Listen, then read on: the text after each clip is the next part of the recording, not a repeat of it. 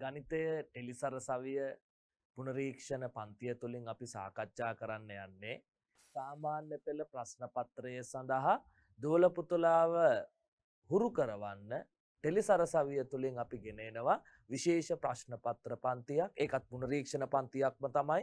ඒ ප්‍රශ්න පත්‍ර පන්තිය තුළින් අපි බලාපොරොත්තු වෙන්නේ 2018 සාමාන්‍ය පෙළ ප්‍රශ්න පත්‍රයට මුහුණ දෙන දෝලපුතාලව ඉතාමත් සියුම්ව තාර්කිකව ගණිතයේ විෂයේ ප්‍රබලතම තැනකට ගෙන එන්න අපි දරන උත්සාහයක් විදියට. දෙපුතේ හොඳට තේරුම් ගන්න. අපිට තව ඉතාමත් කෙටි කාලයයි තියෙන්නේ සාමාන්‍ය පෙළ ප්‍රශ්න පත්‍රයට.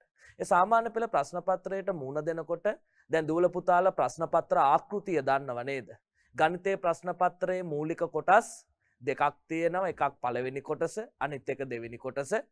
පළවෙනි කොටස දුවේ පුතේ ප්‍රධාන කොටස් ආයි දෙකකට ඛණ්ඩණය වෙනවා. දූල පුතාලා ඇති තරම් මෙවැනි ආකාරයේ ප්‍රශ්න පත්‍ර වලට පිළිතුරු දීලා ඇති. එක A කොටස, ඒ වගේම එක B කොටස. ආයි දෙවෙනි ප්‍රශ්න පත්‍රයත් ප්‍රධාන කොටස් දෙකකට ඛණ්ඩණය වෙනවා. දෙක A කොටස, දෙක B කොටස. එතකොට අපි දෙවෙනි ප්‍රශ්න පත්‍රයේ පොඩ්ඩක් පැත්තකින් තියලා අපි අද දවස තුල මේ පළමුවෙනි ප්‍රශ්න පත්‍රයේ එක A කොටසට දූල පුතාලව හුරු කරවන විදිය පැහැදිලි කරගමු. වැදගත් වෙන්නේ පුතේ දූල පුතාලා දැන් දන්නවා එක A ප්‍රශ්න පත්‍රයේ අනිවාර්යෙන් ලිවිය යුතු ප්‍රශ්න 25ක් තියෙනවා. ඒකේ ප්‍රශ්න පත්‍රය තුල තියෙන මුළු ප්‍රශ්න සංඛ්‍යාවත් 25යි. ඒ ප්‍රශ්න 25ටම දූල පුතාලා පිළිතුරු ලියන්න ඕනේ. එක ප්‍රශ්නයකට ලකුණු කීය බැගින් ලැබෙනවද?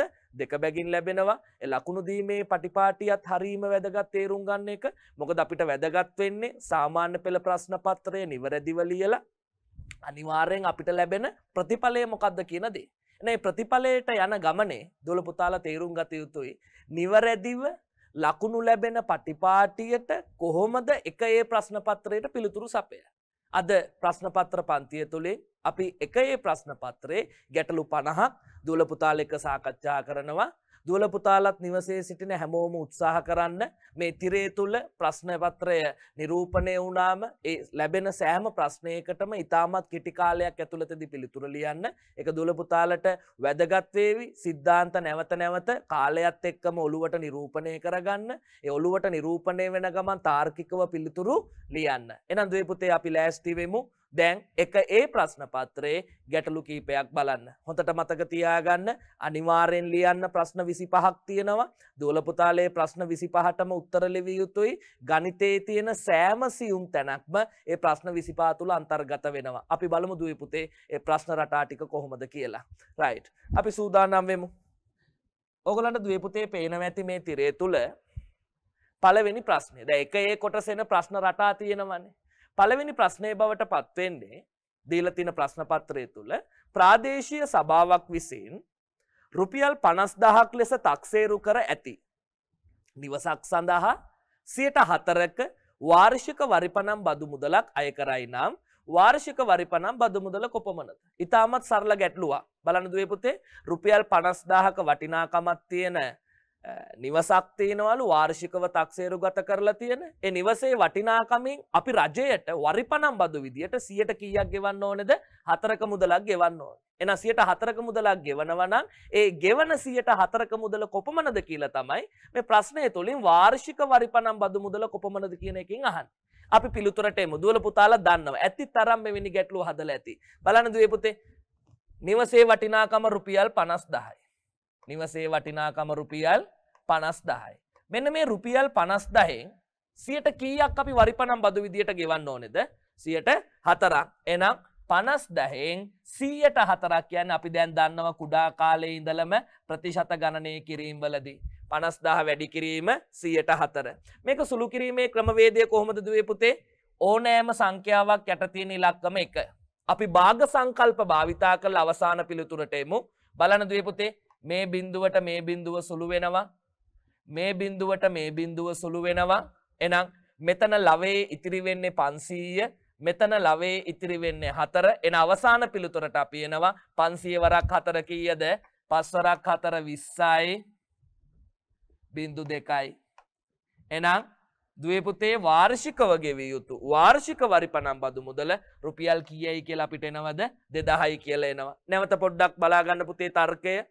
ප්‍රාදේශීය සභාවක් විසින් රුපියල් 50000ක් ලෙස තක්සේරු කර ඇති නිවසක් සඳහා 4%ක වාර්ෂික වරිපණම් බදු මුදලක් අය කරයි නම් වාර්ෂික වරිපණම් බදු මුදල කොපමණද? නිවසේ වටිනාකම 50000යි. 50න් 100%ක් ගෙවිය යුතුයි. 50න් 100%ක් සුළු කරාම 0.2ට 0.2 කැපුණා. 500 වැඩි කිරීම 4. හරි සරලයි. 4 වරක් 0යි 4 වරක් 0යි 4 වරක් පා 20යි. එහෙනම් අවුරුද්දකට ගෙවන්න තියෙන වරිපණම් බදු මුදල කීයද? රුපියල් 2000යි. ඒ ලකුණු දෙක පැහැදිලිද කියලා බලන්න දුවේ පුතේ. සරල සිද්ධාන්තයක් බදු ආශ්‍රිත ගැටලුවක් දීලා තියෙන්නේ. ඕනතරම් සාමාන්‍ය පෙළ පසුගිය ප්‍රශ්න පත්‍රවල දූල පුතාලට දකින්න පුළුවන්. වැදගත් දේ නිවැරදිව පිළිතුරට පැමිණීමත් ඒකේ පුතේ සුළු කිරිල්ල සහ අවසානයේදී පිළිතුරේ කවුද? ඒකකය නිරූපණය කිරීමත්. එහෙනම් රුපියල් 2000යි. ඒ ගැටලුව පැහැදිලිද දුවේ පුතේ? එහෙනම් අපි දෙවෙනි ගැටලුවට යමු.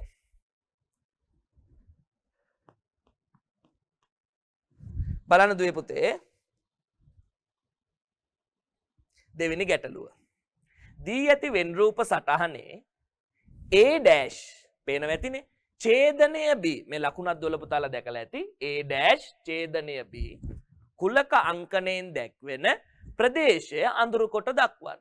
එතකොට දුවල පුතාලට අවබෝධ වෙන්න ඕනේ මේ A dash ඡේදනය B කියන එකෙන් තේරුම් යන්නේ මොකක්ද කියලා. දුවල පුතාලා දන්නවා.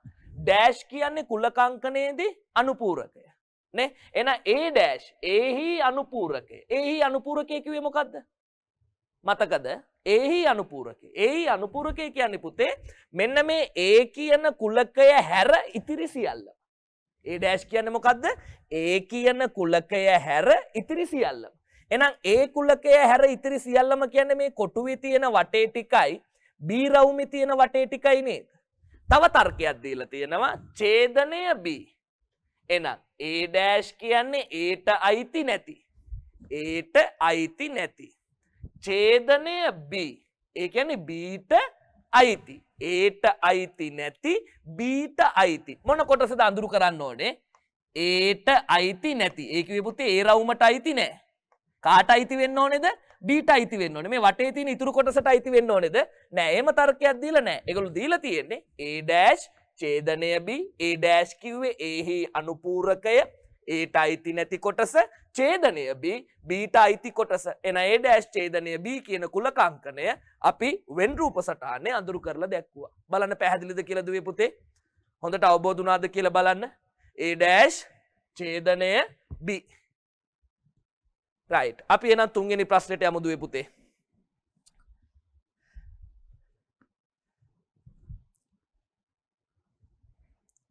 බලන්න. දැන් තුන්වෙනි ප්‍රශ්නේ දීලා තියෙන්නේ ලඝු ගණකාශ්‍රිත ගැටලුවක්. හරි සරලයි නේද? 243 සමානයි 3 15 දී ඇතනම් 3 පාදයට 243 ලඝු ගණකයේ කීයද? ප්‍රශ්නේ පොඩ්ඩක් බලන්න පුතේ නැවත අවබෝධ වෙනවද කියලා.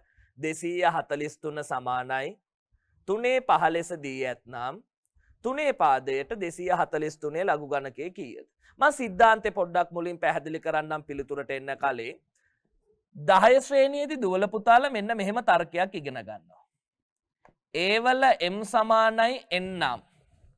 A වල n සමානයි n නම්. A කිව්වේ පාදය, m කිව්වේ දර්ශකය, n කිව්වේ ඒ අදාළ පාදයයි දර්ශකයයි සංයුක්ත වුණාම සැදෙන බලයේ වටිනාකම. මෙයාව දර්ශකාකාරයේ නිරූපණය කරලා තියෙනවා. මේ දර්ශකාකාරයෙන් නිරූපණය කරලා තියෙන දේ අපි ලඝු ගණක බවට පරිවර්තනය කරනකොට මොකද කරේ? දර්ශකාකාරයෙන් නිරූපණය කරලා තියෙන ප්‍රකාශනයක් ලඝු ආකාරයෙන් ලියනකොට කවදාවත් මේ පාදය මාරු කරන්න පුළුවන්ද අපිට? බෑ. එහෙනම් ලඝු ආකාරයෙන් ලියනකොට දැමිය යුතු දේ A කියන පාදය වෙනස් වෙන්නේ නැහැ. කවුද මාරු වෙන්නේ? n කියන දර්ශකය, n කියන බලයේ වටිනාකම ලඝු දර්ශකයේ බවට පත් වෙනවා. ඒ වගේම බලයේ දර්ශකය ලඝු ගණකයේ වටිනාකම බවට පත් වෙනවා. ඕකනේ පුතේ ගැටලුව විසඳන සිද්ධාන්තය වෙන්නේ. A වල m සමානයි n බලයක් නිරූපණය කරලා තියෙනවා. මෙයාව ලඝු ආකාරයෙන් ලියන්න කියනකොට ලඝු පාදය වෙනස් කරන්න පුළුවන්ද අපිට? බෑ. එහෙනම් පාදය වෙනස් කරන්න බෑ. ලඝු එසේම දැම්මා. මේ අදාළ බලයේ වටිනාකම දීලා තිනවෙන් කියලා එයාව ලඝු දර්ශකයේ බවට පත් වෙනකොට බලයේ දර්ශකය ලඝු ගණකයේ වටිනාකම බවට පත් වෙනවා. මේ સિદ્ધාන්තය නේද මෙතනදී අපිට ප්‍රයෝගික කරගන්න තියෙන්නේ. 243 සමානයි 3/5. 243 සමානයි 3/5. එහෙනම් මුලින්ම 243 ලඝු ගණකය හොයන්න කලින් මෙයාව අපි ලඝු ආකාරයෙන් ලියාගෙන ඉමු. මෙයාව ලඝු ආකාරයෙන් ලියද්දි කොහොමද පුතේ අපි කරන්නේ? පාදය වෙනස් කරන්න පුළුවන්ද? බෑ. එහෙනම් ලඝු 3 243 ලඝු දර්ශකයේ බවට පත් වෙනවා. ලඝු ගණකයේ වටිනාකම දැන් කීයයි කියලා එනවද? මෙයාව උඩට ගෙනාව 5 වටිනාකම බවට පත් වුණා. එහෙනම් බලන්න දුවේ පුතේ 243 සමානයි 3/5 ලෙස දී ඇතනම් 3 පාදයට 243 ලඝු ගණකය. 3 පාදයට 243 ලඝු ගණකය කීයද? අන්න 5යි කියලා පිළිතුර ආවා. එහෙනම් මේ 5යි කියන පිළිතුර ගන්න භාවිතා කරපු ගණිතමය સિદ્ધාන්තය මොකද්ද? බලයක් ලඝු ගණකාකාරයෙන් නිරූපණය. බලයක් ලඝු ගණකාකාරයෙන් නිරූපණය. දීලා තියෙන බලය A වල m සමානයි m. එහෙනම් මෙයාව ලඝු ආකාරයෙන් නිරූපණය කරනකොට ලඝු A කියන පාදය වෙනස් කරන්න අපිට පුළුවන්ද? බෑ. එයාව එහෙම දැම්මා. n කියන බලයේ වටිනාකම ලඝු දර්ශකයේ බවට පත් වෙනවා. බලයේ දර්ශකය ලඝු ගණකයේ වටිනාකම බවට පත් වෙනවා. ඒ સિદ્ધාන්තය මම පාවිච්චි කරා. 243 සමානයි 3/5. එහෙනම් 243 ලඝු ගණකය හොයන්නලු 3 පාදයට. එහෙනම් මෙයාව මං ලඝු ආකාරයෙන් නිරූපණය කරන්න ඕනේ. ලඝු 3 පාදයට 243 අගය කීයද? 5යි කියලා ආවා. පාදය වෙනස් කරන්න අපිට බෑ. 243 ලඝු දර්ශකයේ බවට පත් වුණා. ඒ අදාළ බලයේ දර්ශකය ලඝු ගණකයේ වටිනාකම බවට පත් වුණා. හරියටම අවබෝධ වුණාද කියලා බලන්න. එහෙනම් ලඝු ගණකාශ්‍රිත ගැටලුවක් සාමාන්‍ය පෙළ ප්‍රශ්න පත්‍රයේ තුල තියෙනකොට දුවල පුතාලා අවබෝධ කරගත යුත්තේ එක්කෝ ඒ ලඝු ගණකය දර්ශකයක් ආකාරයෙන් නිරූපණය කරලා අවසාන පිළිතුරට පැමිණෙන්න, නැත්නම් ඒ බලයේ වටිනාකම දර්ශකය ලඝු ගණකයක් ආකාරයෙන් නිරූපණය කරලා අවසාන පිළිතුරට පැමිණෙන්න. ඊටමත් සරලව સિદ્ધාන්තානුකූලව ගැටලුව අපි විසඳුවා. එහෙනම් දුවේ පුතේ අපි 4 වෙනි ගැටලුවට යමු.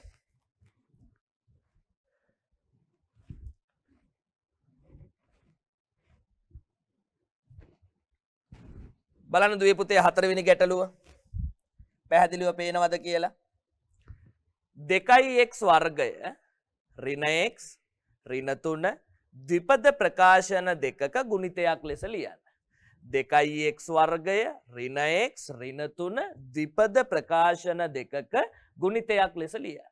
එහෙනම් මෙයාව ද්විපද ප්‍රකාශන දෙකක ගුණිතයක් ලෙස ලියන්න කියලා නොකිය කියන්නේ මොකද්ද මේ? හරියටම හරි. සාධකවලට වෙන් කරන්න. එහෙනම් දුවේ පුතේ 2x වර්ගය ඍණ x ඍණ 3 ද්විපද ප්‍රකාශන දෙකක ගුණිතයක් ලෙස ලියන්න කියන එකේ තේරුම මොකද්ද? මේ දීලා තියෙන ත්‍රිපද ප්‍රකාශනය ඔයා සාධකවලට වෙන් කරලා ලිවිය යුතුයි. මෙයාව කොහොමද අපි සාධකවලට වෙන් කරන්නේ? හරි සරල સિદ્ધාන්තයක් තියෙනවා. අපි බලමු දුවේ පුතේ. 2x වර්ගය මම સિદ્ધාන්තෙත් එක්ක පැහැදිලි කරගෙන යන්නේ. ඍණ x ඍණ 3. මේ ත්‍රිපද ප්‍රකාශනය සාධකවලට වෙන් කරනකොට මේ පද 3 පද 4ක් බවට පත් කරගත යුතුයි. මේ පද 3 පද 4ක් බවට පත් කරගත යුතුයි. පද 3 පද 4ක් බවට පත් කරගන්නේ මෙහෙමයි. x වර්ගයේ ඉස්සරහින් තියෙන ඉලක්කම බලනවා කීයද? 1. ඊට පස්සේ නියත පදයේ බලනවා කීයද? 3. එහෙනම් මේ x වර්ගයේ සංගුණකයයි නියත පදයයි මුලින්ම ගුණ කරනවා. දෙවරක් 3 කීයද? 6යි. හොඳට මතක තියාගන්න ත්‍රිපද ප්‍රකාශනයක් සාධකවලට වෙන් කරනකොට මුලින්ම අපි කරන්න ඕනේ ත්‍රිපද ප්‍රකාශනය පද 4ක සිව්පද ප්‍රකාශනයක් බවට පත් කරගන්න ඕනේ. මෙයාව සිව්පද ප්‍රකාශනයක් බවට පත් කරගන්න x වර්ගයේ ඉස්සරහින් තියෙන සංගුණකයක් නියත පදයක් මුලින්ම ගුණ කරා. දෙවරක් 3 6යි. ඊට පස්සේ බලනවා දුවේ පුතේ මේ ගුණ කිරීමෙන් ලැබුණු සංඛ්‍යාව ගුණාකාර වගුව තුල හැදෙන විදි මොනවාද? ඒ අනුව තමයි මේ පද 3 පද 4ක් බවට පත් වෙන්නේ. හරි. එහෙනම් බලන්න. දෙවරක් 3 6යි. මට කියන්න බලන්න දුවේ පුතේ 6 හැදෙන ආකාර මොනවද? එක් වරක් 6 දෙවරක් 3 ආයි 3 වරක් 2 කිව්වත් එකයි 6 වරක් 1 කිව්වත් එකයි. දැන් x වර්ගයේ ඉස්සරහින් තියෙන ඉලක්කමයි නියත පදයයි ගුණ කරා. එයා සෑදෙන ආකාර ටිකත් ලිව්වා. ඊට පස්සේ අපි බලන්නේ දුවේ පුතේ මේ නියත පදයට අයිති ලකුණ මොකද්ද? ඍණ. නියත පදයට අයිති ලකුණ ඍණ නම් මේ මැද පදය හැදෙන්න ඕනේ සාධක දෙකක් මොනෝ වෙලාද? අඩු වෙලා. මතකද ත්‍රිපද ප්‍රකාශනවල සාධක වෙන් කරනකොට මූලික වශයෙන් ඉගෙන ගන්න සිද්ධාන්තය. මැද පදයේ ගොඩ නැගෙන්න ඕනේ නියත පදයේ ලකුණ ඍණ නම් අනිවාර්යයෙන්ම ඒ නියත පදයේ සෑදෙන සංඛ්‍යා දෙකක් අඩු වෙලා. 6න් එකක් අඩු කරාම 5යි. ගැලපෙනවද? නෑ. මෙතන 3න් දෙකක් අඩු කරාම කීයද? 1යි. එහෙනම් මෙයාව ගැලපෙනවා. මෙතන තියෙන්නේ කීයද? 1x නේ. එතකොට එනම් පුතේ එන්න ඕනේ 2x 3x. ආයි ගැටලුවක් අපිට එනවා. මොකද්ද ගැටලුව? අඩු වෙනවා කියන්නේ දෙන්නගේ ලකුණු දෙක මොනෝ වෙන්න ඕනේද? වෙනස් වෙන්න ඕනේ. එක්කෙනෙක් ධන වෙන්න ඕනේ, අනිත් එක්කෙනා ඍණ වෙන්න ඕනේ. කවුද ධන වෙන්නේ? කවුද ඍණ වෙන්නේ කියලා තීරණය කරන්නේ කොහොමද අපි? මැද පදයේ ලකුණ මෙතන ඍණ.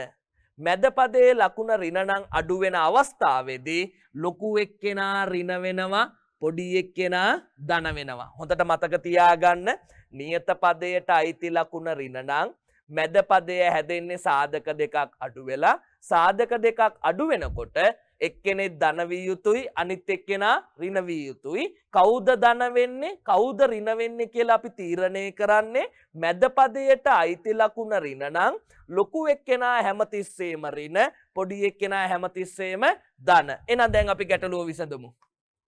2x වර්ගය ඍණ x වෙනුවට අපිට ලියන්න පුළුවන් ධන 2x ඍණ 3x ඍණ 3. බලන්න හරිද කියලා. දැන් ඊට පස්සේ මොකද අපි කරන්නේ? හරියටම හරි යුගල වශයෙන් අරගෙන සාධක වලට වෙන් කරමු. යුගල වශයෙන් අරගෙන සාධක වලට වෙන් කරමු. මේ දෙන්නගෙන් පොදු සාධකේ කවුද? ඒක කොහොමද අපි එකපාර තීරණය කරන්නේ? ඉලක්කම් දෙක බලන්න. මෙතනත් දෙක, මෙතනත් දෙක. එහෙනම් මේ පද දෙකටම දෙක කියන සංඛ්‍යාව පොදුයි.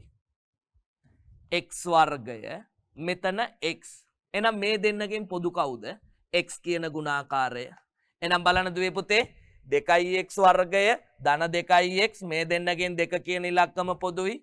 x වර්ගය සහ x කියන එක්කෙනා සැලකුවාම x කියන ගුණාකාරය පොදුයි. දෙකට දෙක කියන සංඛ්‍යාව ඉවතට දැම්ම පොදු සාධකයක් විදියට x වර්ගයෙන් xව ඉවතට දැම්ම. එන ඇතුළට එන්න ඕනේ කවුද? x ධන දෙකට දෙක කියන සංඛ්‍යාව සාධකයක් විදියට ඉවතට දැම්මට පස්සේ දෙකට දෙකේව කීයද? 1යි x x එළියේ. එහෙනම් මෙතන එනවා 2x වාරයක් x ධන 1. ඍණ 3x ඍණ 3. කවුද පොදු වෙන්නේ? අපි ගමු මෙතනින් මෙතනත් 3 කියන ඉලක්කම තියෙනවා, මෙතනත් 3 කියන ඉලක්කම තියෙනවා. එහෙනම් 3 කියන ඉලක්කම පොදුයි. හොඳට මතක තියාගන්න ත්‍රිපද ප්‍රකාශනයක සාධක වෙන් කරනකොට මෙතන දුවේ පුතේ තුන්වෙනි පදයේ ලකුණත් එක්ක තමයි දෙවෙනි සාධකයේ පොදු සාධකයේ ඉවතට දාන්නේ. දෙවෙනි ප්‍රකාශනයේ පොදු සාධකයේ ඉවතට ගනිද්දී හැමතිස්සෙම තුන්වෙනි පදයේ ලකුණත් එක්ක යාව ඉවතට දැමිය යුතුයි. එහෙනම් 3යි 3යි සැලකුවාම 3 කියන්නේ පොදු සාධකයක්. මෙතනත් ඍණ. එහෙනම් ඍණ තුන්වෙනි පදයේ ලකුණ ඉවතට දැම්මා. x ඍණ ඍණෙන් වැඩි කරාම ධන 3ට 3ව කීයද දුවේ පුතේ? 1යි. දැන් බලන්න පැහැදිලිද කියලා? 2x වර්ගයේ ධන 2x සාධක වලට වෙන් කරා 2x වාරයක් x ධන 1 ඍණ 3x ඍණ 3 සාධක වලට වෙන් කරා ඍණ 3 වාරයක් x ධන 1. දැන් පිළිතුර මෙතනින් ඉවරද? නෑ. ඇයි දුවේ පුතේ? x ධන 1 මෙතනත් x ධන 1. එහෙනම් x ධන 1 කියන එකේනා මෙතනින් පොදු සාධකයක් බවට පත් වෙනව නේද? x ධන 1 පොදු සාධකයක් වෙද්දී මෙතනින් ඇතුළට එන්න ඕනේ කවුද? 2x ඍණ 3. බලන්න දුවේ පුතේ x ධන 1 කියන එකේනා පොදු සාධකයක්. මෙතනත් x ධන 1 මෙතනත් x ධන 1 එන x ධන 1 පොදුයි. එයාව සාධකයක් විදියට ඉවතට දැම්මට පස්සේ 2x ඍණ 3 ඇතුළට එනවා. එහෙනම් මෙයාගේ සාධක ඔන්න ද්විපද ප්‍රකාශන දෙකක ගුණිතයක් විදියට අපි ගත්තා. x ධන 1 2x ඍණ 3. බලන්න සරලව තාර්කිකව පැහැදිලි කරේ. අවබෝධ වුණාද කියලා බලන්න පුතේ. ඔයගොල්ලෝ ඉගෙනගෙන තියෙන දෙයක් 10 ශ්‍රේණියේදී 11 ශ්‍රේණියේදී සාකච්ඡා කරනවා. වැදගත් වෙන්නේ ඒ ත්‍රිපද ප්‍රකාශනය ද්විපද ප්‍රකාශන දෙකක ගුණිතයක් ලෙස ලියන්න කිව්වම ඒකේ තේරුම මේ ත්‍රිපද ප්‍රකාශනයේ සාධක වෙන් කිරීම. සාධක වෙන් කරන්න නම් මේ පද තුන ඔයා පද හතරක් බවට පත් කරගන්න ඕනේ. සාධක වලට වෙන් කරා අවසාන පිළිතුරට ආවා. බලන්න මේ ගැටලුව හරිද කියලා දැන්. right. එහෙනම් දුවේ පුතේ අපි ඊළඟ ගැටලුවට යමු.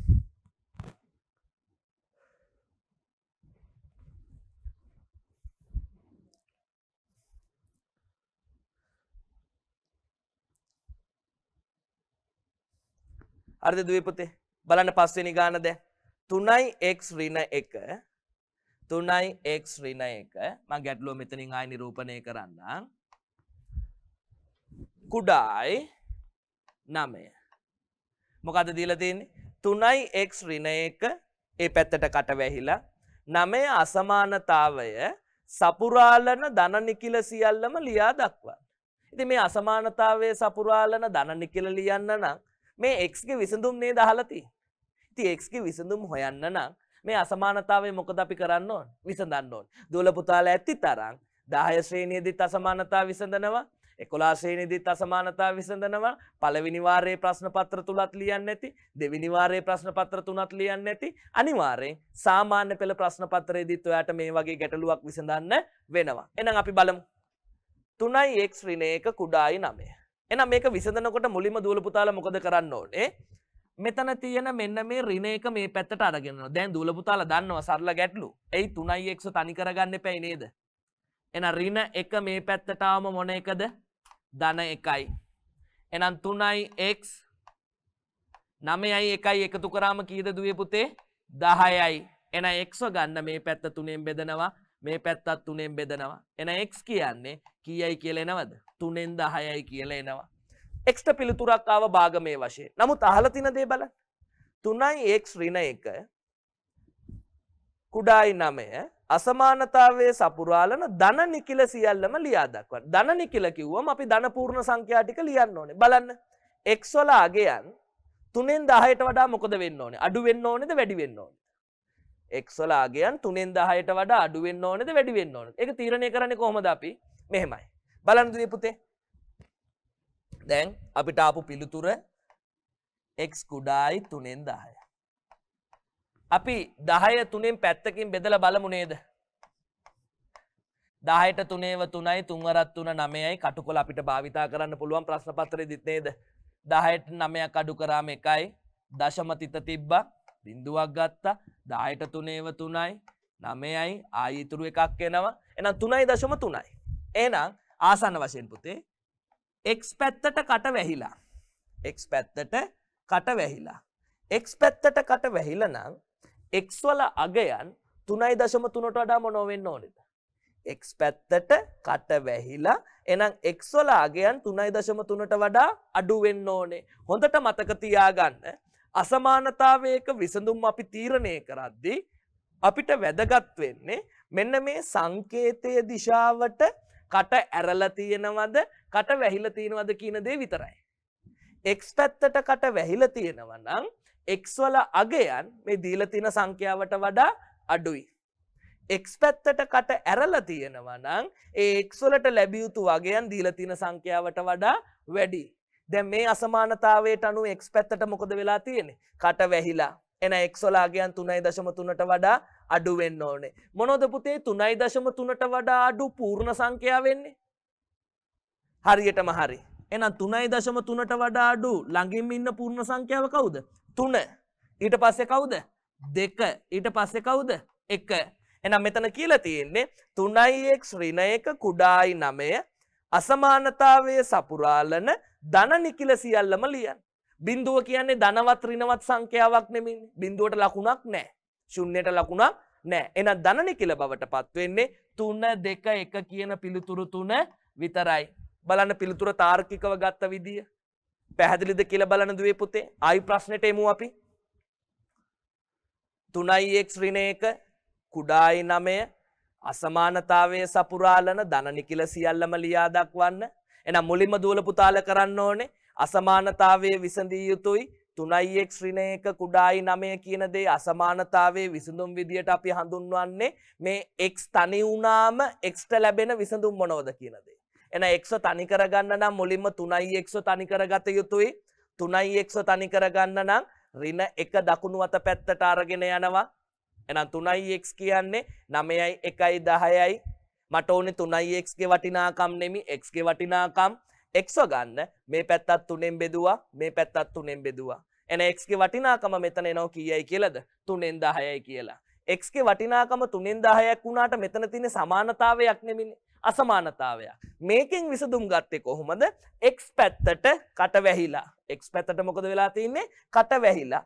x පැත්තට කට වැහිලා නම් x වලට ලැබිය යුතු වගයන් 3ෙන් 10. ඒ කියන්නේ 3.3ට වඩා අඩු වෙන්න ඕනේ. අහලා තියෙන ප්‍රශ්නේ මොකද්ද? සපුරාලන ධන නිකිල සියල්ලම ලියා දක්වන්න. එහෙනම් 3.3ට වඩා අඩු ධන සංඛ්‍යා බවට පත් වෙන්නේ 3 2 1 කියන ඉලක්කම් ටික විතරයි. තාර්කිකව පැහැදිලි වුණාද? ඕනෑ තරම් සාමාන්‍ය පෙළ ප්‍රශ්න පත්‍රවලදී දුවල පුතාලට මේ ආකාරයේ අසමානතා ආශ්‍රිත ගැටලු දැක ගන්න පුළුවන්. රයිට්. අපි ඊළඟ ගැටලුවට යමු.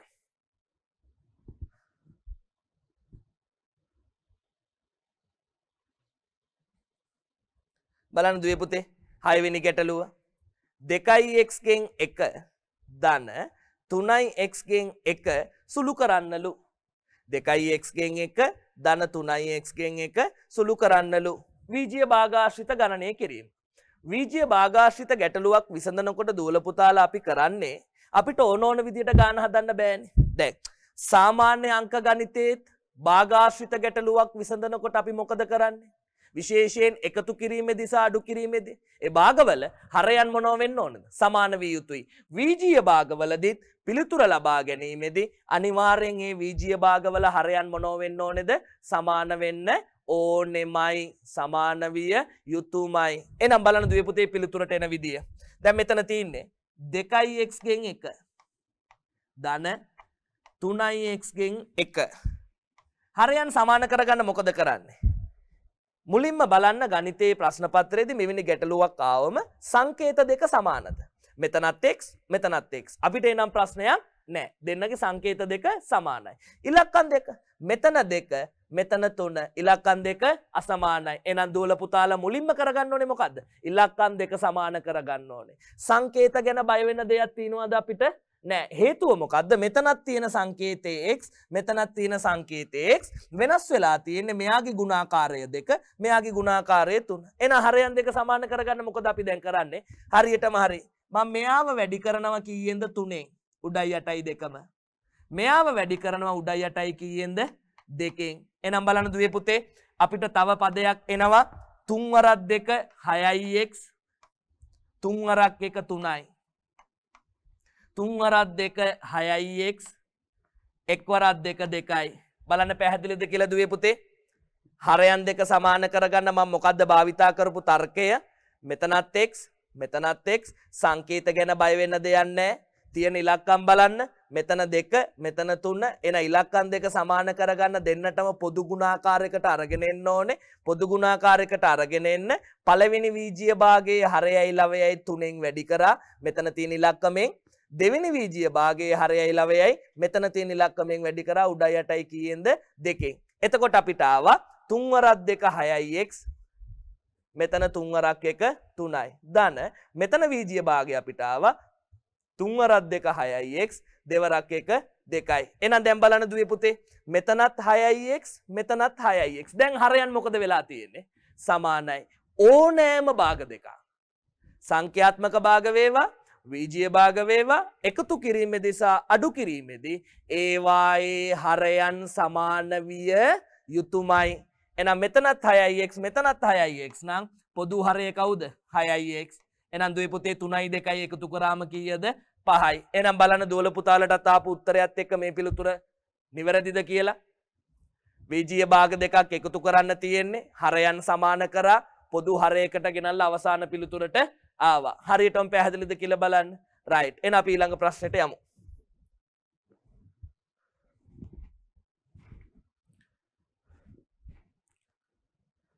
හරිද දුවේ පුතේ? දුවල පුතාලට ප්‍රශ්නේ නිරූපණය වෙනවා ඇති. අපිට ඊළඟ ප්‍රශ්නේ දීලා තියෙන්නේ බීජගණිතමය ප්‍රශ්නය. y වර්ගය xy 3x වර්ගය යන වීජීය ප්‍රකාශනවල කුඩාම පොදු ගුණාකාරය සොයන්න. 10 ශ්‍රේණියේදී දුවල පුතාලා ඉගෙන ගන්න වීජීය ප්‍රකාශනවල කුඩා පොදු ගුණාකාරයේ පාඩම. අපි සිද්ධාන්ත පැහැදිලි කරමින් ගැටලුව විසඳන්න බලමු.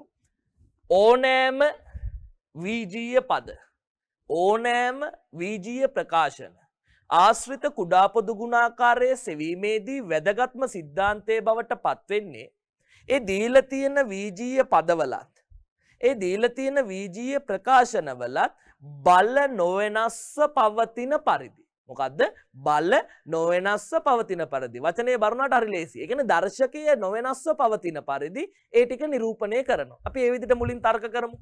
y වර්ගය අපිට බල වෙනස් කරන්න බෑ. මෙයාව ලියනවා y වල 2 කියලා. ඊට පස්සේ xy බල නොවෙනස්ව පවතින පරිදි වීජීය පද ප්‍රසාරණය කරනවා. දැන් x වලට අයිති දර්ශක එකනේ. එයාව එහෙම ලිව්වා. y වලට අයිති දර්ශකයත් එක. එයාවත් එහෙම ලිව්වා. ඊට පස්සේ බලන්න 3යි x වර්ගය. එහෙනම් මෙයාව මම ලියනවා 3 වැඩි කිරීම x වර්ගය.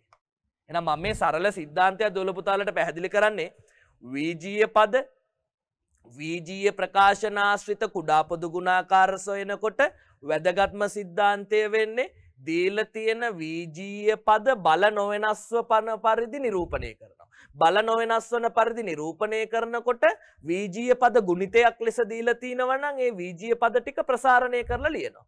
y වර්ගය කියන්නේ y වල දෙවෙනි බලය. බලය වෙනස් කරේ නැහැ. xy කියන්නේ x වැඩි කිරීම y. 3යි x වර්ගය කියන්නේ 3 වැඩි කිරීම x වල දෙවෙනි බලය. දැන් අපි කුඩා පොදු ගුණාකාරයට එමු.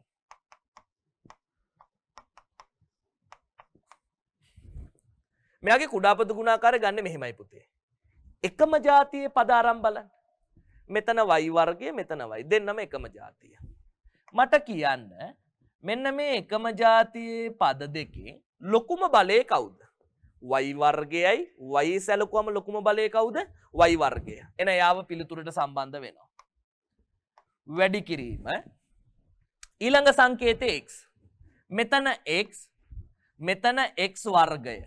මේ දෙන්නගෙන් ලොකුම එක්කෙනා කවුද? x වර්ගය. එන එයාවත් පිළිතුරට ලියනවා. ඊට පස්සේ බලන්න දුවේ පුතේ මෙතන දැන් සංඛ්‍යාවක් නැත්තම් y වර්ගයේ ඉදිරියෙන් තියෙන සංගුණකේ එකනේ. මෙතනත් තියෙන සංගුණකේ එකනේ. මෙතන ඒගොල්ලෝ සංගුණකේ දීලා තිනෝ කීයයිද? 3යි. එහෙනම් සංගුණකයේ 3 විතරක් දීලා තියෙන නිසා එයාවත් වීජීය ප්‍රකාශනයේ කුඩා පොදු ගුණාකාරයේ බවට පත් වෙනවා. එහෙනම් බලන්න දුවේ පුතේ හරිය සරල සිද්ධාන්තයක්.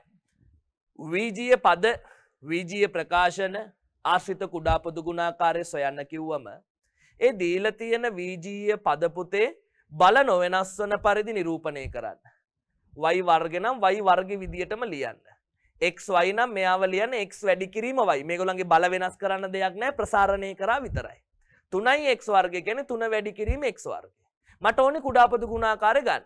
ඊට පස්සේ එකම જાතියේ පද තියෙනව නේද? y xx aa z pp.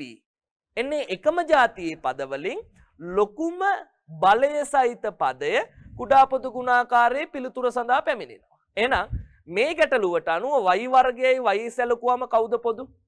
y වර්ගය. y වර්ගයේ y සැලකුවම කවුද විශාලතම බලය? y වර්ගය. ඊට පස්සේ x x වර්ගය මේ දෙන්න සැලකුවම කවුද විශාලතම බලය? x වර්ගය. වැඩි කිරීම 3ට ගැලපෙන ඉලක්කම් මුකුත් නැහැ. එන එයාවත් පිළිතුරට සම්බන්ධ කරගත්තා. එහෙනම් කුඩා පොදු ගුණාකාරයේ අවසාන පිළිතුර අපිට එනවා.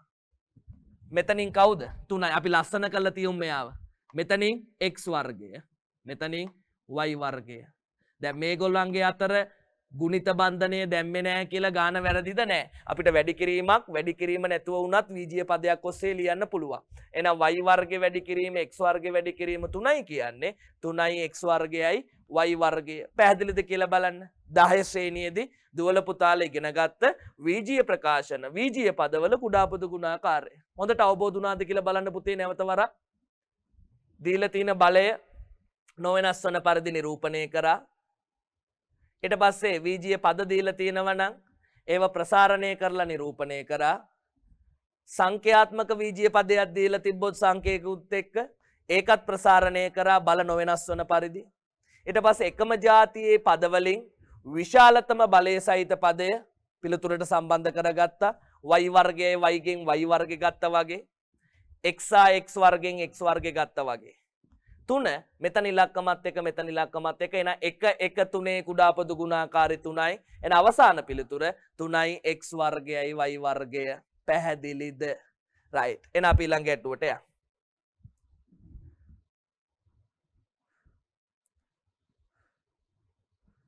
බලන්න පුතේ ඊළඟ ගැටලුව 8 නලයකින් ජලය මිනිත්තුවකට ලීටර 240ක් පිට කරයි නම් ජලයේ වේගය තප්පරයට ලීටර කොපමණද?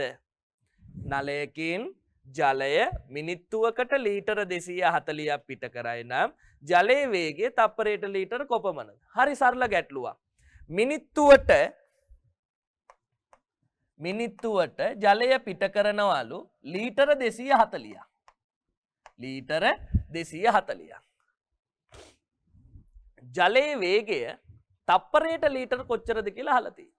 ජලයේ වේගය තප්පරයට ලීටර. එහෙනම් මිනිත්තුවකට ලීටර 240ක් පිට කරනවා නම් තප්පරයේදී පිට කරන ප්‍රමාණය නේද පුතේ තප්පරයට ලීටර කොච්චරද කියන එකේ තේරුම. එහෙනම් මිනිත්තුවක් කියන්නේ තප්පර කීයක්ද? 60ක්. එහෙනම් බලන්න මිනිත්තුවක් කියන්නේ තප්පර 60ක්. එහෙනම් තප්පර 60කදී පිට කරන ජල ප්‍රමාණය ලීටර 240යි. තප්පර 60කදී පිට කරන ජල ප්‍රමාණය ලීටර 240යි. අහලා තින්නේ මොකද්ද? තප්පරයට ලීටර. තප්පරයට කිව්වම එක තප්පරයකදී ලීටර කොච්චර පිට වෙනවද? එහෙනම් තප්පර 60කදී ලීටර 240 නම් එක තප්පරයකදී පිට වෙන ප්‍රමාණය කොහොමද බලන්නේ පුතේ? 240 අපි බෙදන්න ඕන කීයෙන්ද? 60. 240 බෙදන්න ඕන කීයෙන්ද? 60. හරි සරලයි නේද? බිඳුවට බිඳුව කැපුණා. 24ට 6 වරක් 4යි. එහෙනම් අවසාන පිළිතුර එනවා තප්පරයකදී ලීටර් කීයක් පිට කරනවද? 4ක ප්‍රමාණයක් පිට කරනවා. අවබෝධ වුණාද කියලා බලන්න. මිනිත්තුවකදී ලීටර් 240ක් පිට කරනවලු. ජලයේ වේගය තප්පරයට ලීටර් කොච්චරද කියලා අහලා තියෙනවා. ඒකේ තේරුම එක තප්පරයක් තුලදී පිට කරන ජල ප්‍රමාණය කොච්චරද කියලා. එහෙනම් මිනිත්තුවක් කියන්නේ පුතේ තප්පර 60ක්. තප්පර 60කදී ලීටර් 240ක් පිට කරනවා නම් සමා වෙන්න එක තප්පරයකදී පිට කරන ජල ප්‍රමාණය 240 බෙදීම 60 කීයද? ලීටර් 4යි. පැහැදිලිද කියලා බලන්න ඒකත් පුතේ. රයිට්. අපි ළඟ ගැටුවටත් යමු.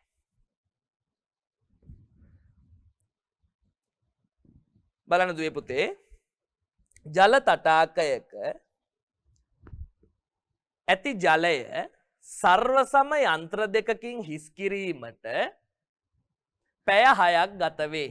එවැනි යන්ත්‍ර තුනකින් ජල තටාකයේ ජලයෙන් හරි අඩක් හිස් කිරීමට ගතවන කාලය කොපමණද?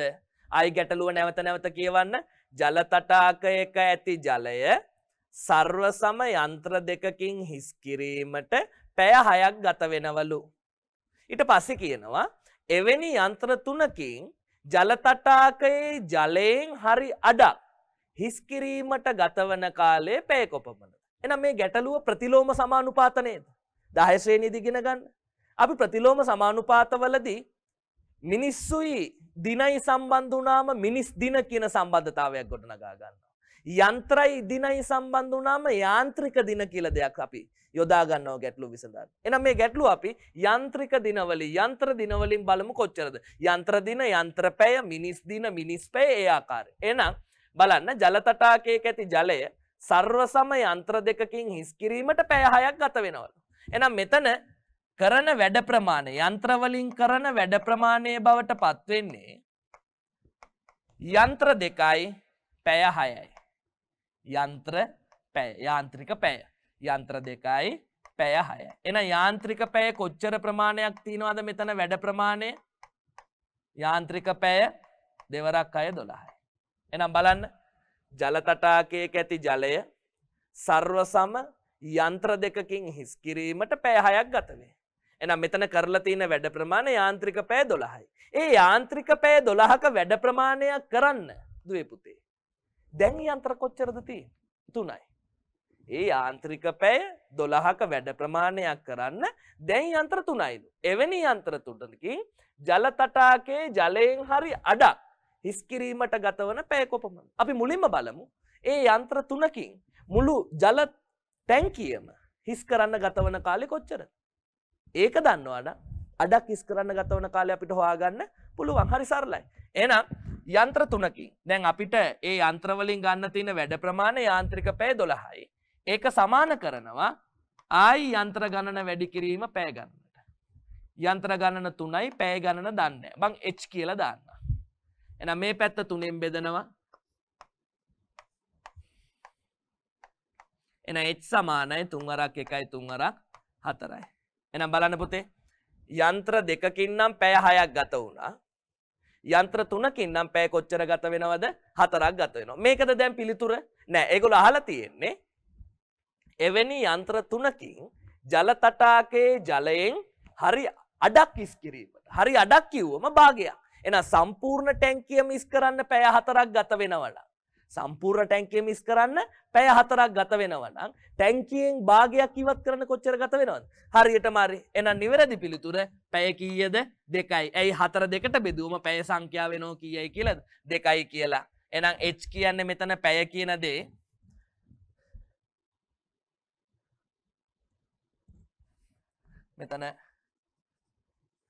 මෙතනත් h තියෙන නිසා අපි පැය කියලාම නිරූපණය කරමු නේද? එහෙනම් මෙතන පැය සංඛ්‍යාව කීයයි කියලා එනවද? 2යි කියලා එනවා. තර්කේ පැහැදිලිද කියලා බලන්න. යන්ත්‍ර දෙකකින් ටැංකියක් හිස් කරන්න පැය 6ක් ගත වෙනවා. එහෙනම් ටැංකිය හිස් කිරීමේදී කරලා තියෙන වැඩ ප්‍රමාණයක් තියෙනවා. ඒ වැඩ ප්‍රමාණය වෙලා තින්නේ යන්ත්‍ර වලින්. එහෙනම් මේ වැඩ ප්‍රමාණයේ බවට පත් වෙන යාන්ත්‍රික පැය කොච්චරද? දෙවරක් අය 12යි. දැන් මේ යාන්ත්‍රික පැය 12ක වැඩ ප්‍රමාණය කරන්න ඒගොල්ලෝ කියනවා යන්ත්‍ර 3ක් ගෙනාවොත් පැය කොච්චර ගත වෙනවද? එහෙනම් යන්ත්‍ර 3ක් ගෙනාවොත් ගත වෙන පැය සංඛ්‍යාව කොහොමද? 12 බෙදීම 3යි පැය 4යි. මේ සම්පූර්ණ ටැංකිය හිස් කරන්නනේ. ටැංකියෙන් හිස් කරන්නේ කොච්චරද? භාගයක්. එහෙනම් සම්පූර්ණ ටැංකිය හිස් කරන්න පැය 4යි. එහෙනම් ටැංකියෙන් භාගයක් හිස් කරන්න මේ අදාළ කාලයෙන් භාගයක් ගත වෙනවා. 4න් භාගයක් කියන්නේ කොච්චරද?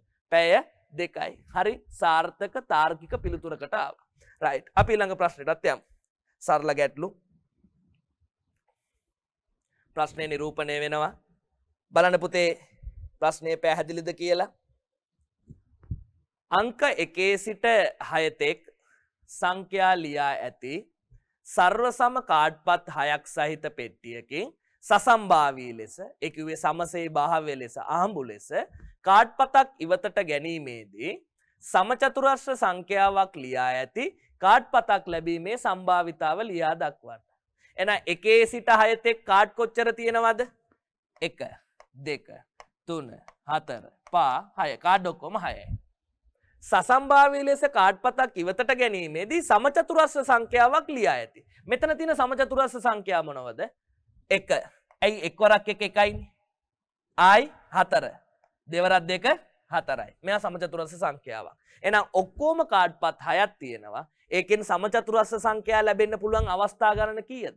2යි. එහෙනම් මේ කාඩ්පත් 6න් සමචතුරස්‍ර සංඛ්‍යාවක් ලියා ඇති කාඩ්පතක් ලැබීමේ සම්භාවිතාව කාඩ්පත් සංඛ්‍යාව 6යි.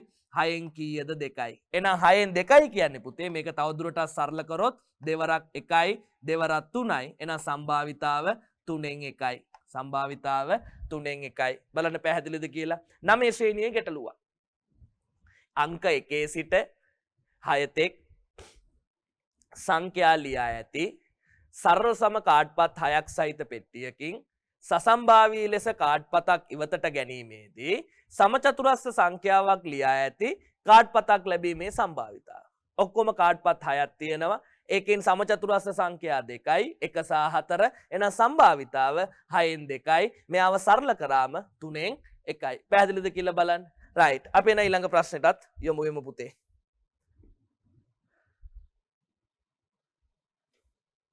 11 බලන්න දුවේ පුතේ.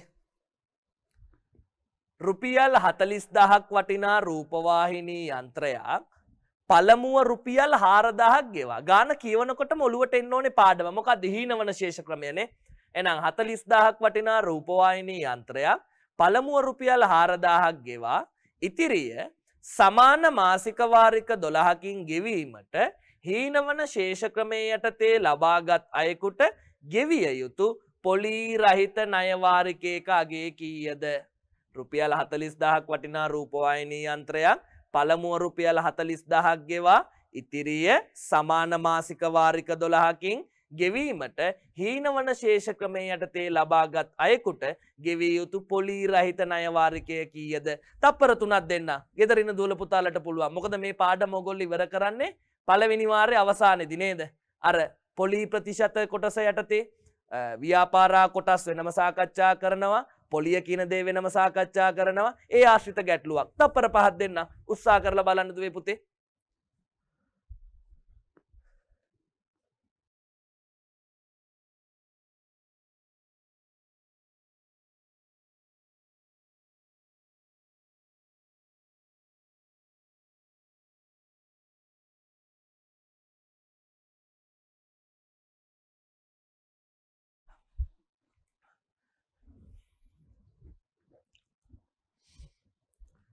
ඇති නේද කාල සීමාව? බලන්න හරි සරල ගැටලුවක්. 40000ක් වටිනා රූපවාහිනී යන්ත්‍රයක් පළමුව 4000ක් ගෙවනවලු. එහෙනම් 4000ක් මුලින් ගෙවනවා කියන්නේ පුතේ ඉතිරි මුදල ගෙවන්න වෙන්නේ මෙයාට ණය වෙලානේ. එහෙනම් ණයවන මුදලක් තියෙනවා. එහෙනම් මුලින්ම අපි ණයවන මුදල. එහෙනම් ණයවන මුදල බවට පත් වෙන්නේ කොච්චරක්ද? රුපියල් 40000න් පුතාලා අඩු කරන්න ඕනේ රුපියල් 4000ක්. 40000න් 4000ක් අඩු කරාම කීයද? රුපියල් 36000යි. මේ තියෙන්නේ රුපියල් 40000ක් වටිනා භාණ්ඩයක් මිලදී ගන්නකොට ඔයා මුලින් රුපියල් 4000ක් ගෙවනවා. එහෙනම් ඔයා ණය වෙනවා ඒගොල්ලන්ට 36000 ගෙවන්න. අහලා තියෙන ප්‍රශ්නේ බලන්න පුතේ. ඉතිරිය සමාන මාසික වාරික 12කින් ගෙවීමට හීනවන ශේෂ ක්‍රමයේ යටතේ ලබාගත් අයෙකුට ගෙවිය යුතු පොලී රහිත පොලියක් තියෙනවද? නෑ. පොලී රහිත ණය වාරික ඒකාගය. එහෙනම් ඒකේ තේරුම වෙන්නේ පුතේ මෙයා මෙන්න මේ භාණ්ඩයේ වටිනාකම විතරක් මේ මාස 12න් ඒගොල්ලන්ට ගෙවනවා නම් මාසෙකට ගෙවන්න ඕන ගාන. එහෙම නේද? බලන්න. මේ තියෙන්නේ භාණ්ඩයේ වටිනාකම 4000ක් ගෙවුවා. තව භාණ්ඩයේ වටිනාකමින් 36000යි ගෙවන්න තියෙන්නේ. මේ 36000 විතරක් ඒගොල්ලන්ට ගෙවනවා නම් එයා ගෙවිය යුතු මුදල කොච්චරද කියලා නේද අහලා තියෙන්නේ මාසෙකට. ඇයි මාස කීයකින්ද මෙයා මේ 36000 ගෙවන්නේ? 12කින්. එහෙනම් අහලා තියෙන ප්‍රශ්නේ පොලී රහිත ණය වාරික ඒකාගය. එහෙනම් වාරික ඒකාගය මෙතන අපිට එනවා පොලිය රහිතව. වාරික ඒකාගය. ගෙවන්න තියෙන මුදල 36000යි. මේක ගෙවන්න ඕනේ සමාන මාසික වාරික කීයකින්ද? 12කින්. ඉතින් හරි ලේසි 12 වරක් 1යි 12 වරක් 3යි 0.0.0. එහෙනම් පොලිය නැතුව ගෙවනවා නම් මෙයා වාරිකයකට කොච්චර මුදලක් දාන්න ඕනේද? රුපියල් 3000ක මුදලක් දාන්න ඕනේ. පැහැදිලිද කියලා බලන්න ගැටලුව. රුපියල් 40000ක් වටිනා රූපවාහිනී යන්ත්‍රයක් පළමුව රුපියල් 4000ක් ගෙවා ඉතිරිය සමාන මාසික වාරික 12කින් ගෙවීමට හීනවන ශේෂ ක්‍රමයේ යටතේ ලබාගත් අයෙකුට ගෙවිය යුතු පොලී රහිත ණය වාරික ඒකාගය. භාණ්ඩයේ වටිනාකම 40000යි. 4000ක් අපි ගෙවනවා. එහෙනම් අපි භාණ්ඩයේ වටිනාකම විතරක් ඒගොල්ලන්ට ගෙවනවා නම් රුපියල් 36000ක මුදලක් ඒගොල්ලන්ට ගෙවිය යුතුයි. පොලියක් නැතුව ඒ 36000ක මුදල ගෙවන්න තියෙන ක්‍රමවේදය මොකද්ද? සමාන මාසික වාරික 12කින්. එහෙනම් 36000 සමාන මාසික වාරික 12කින් ගෙවනවා නම් එක මාසයකට ගෙවිය යුතු මුදල තමයි වාරික ඒකාගය බවට පත් වෙන්නේ. නමුත් මොන වාරික ඒකාගයද? පොලිය රහිත වාරික ඒකාගය. 36000 12න් බෙදුවම කීයද? රුපියල් 3000යි. හරි තාර්කිකව පිළිතුරට ආවා. රයිට්. අපි එන ඊළඟ ප්‍රශ්නෙට යමු පුතේ.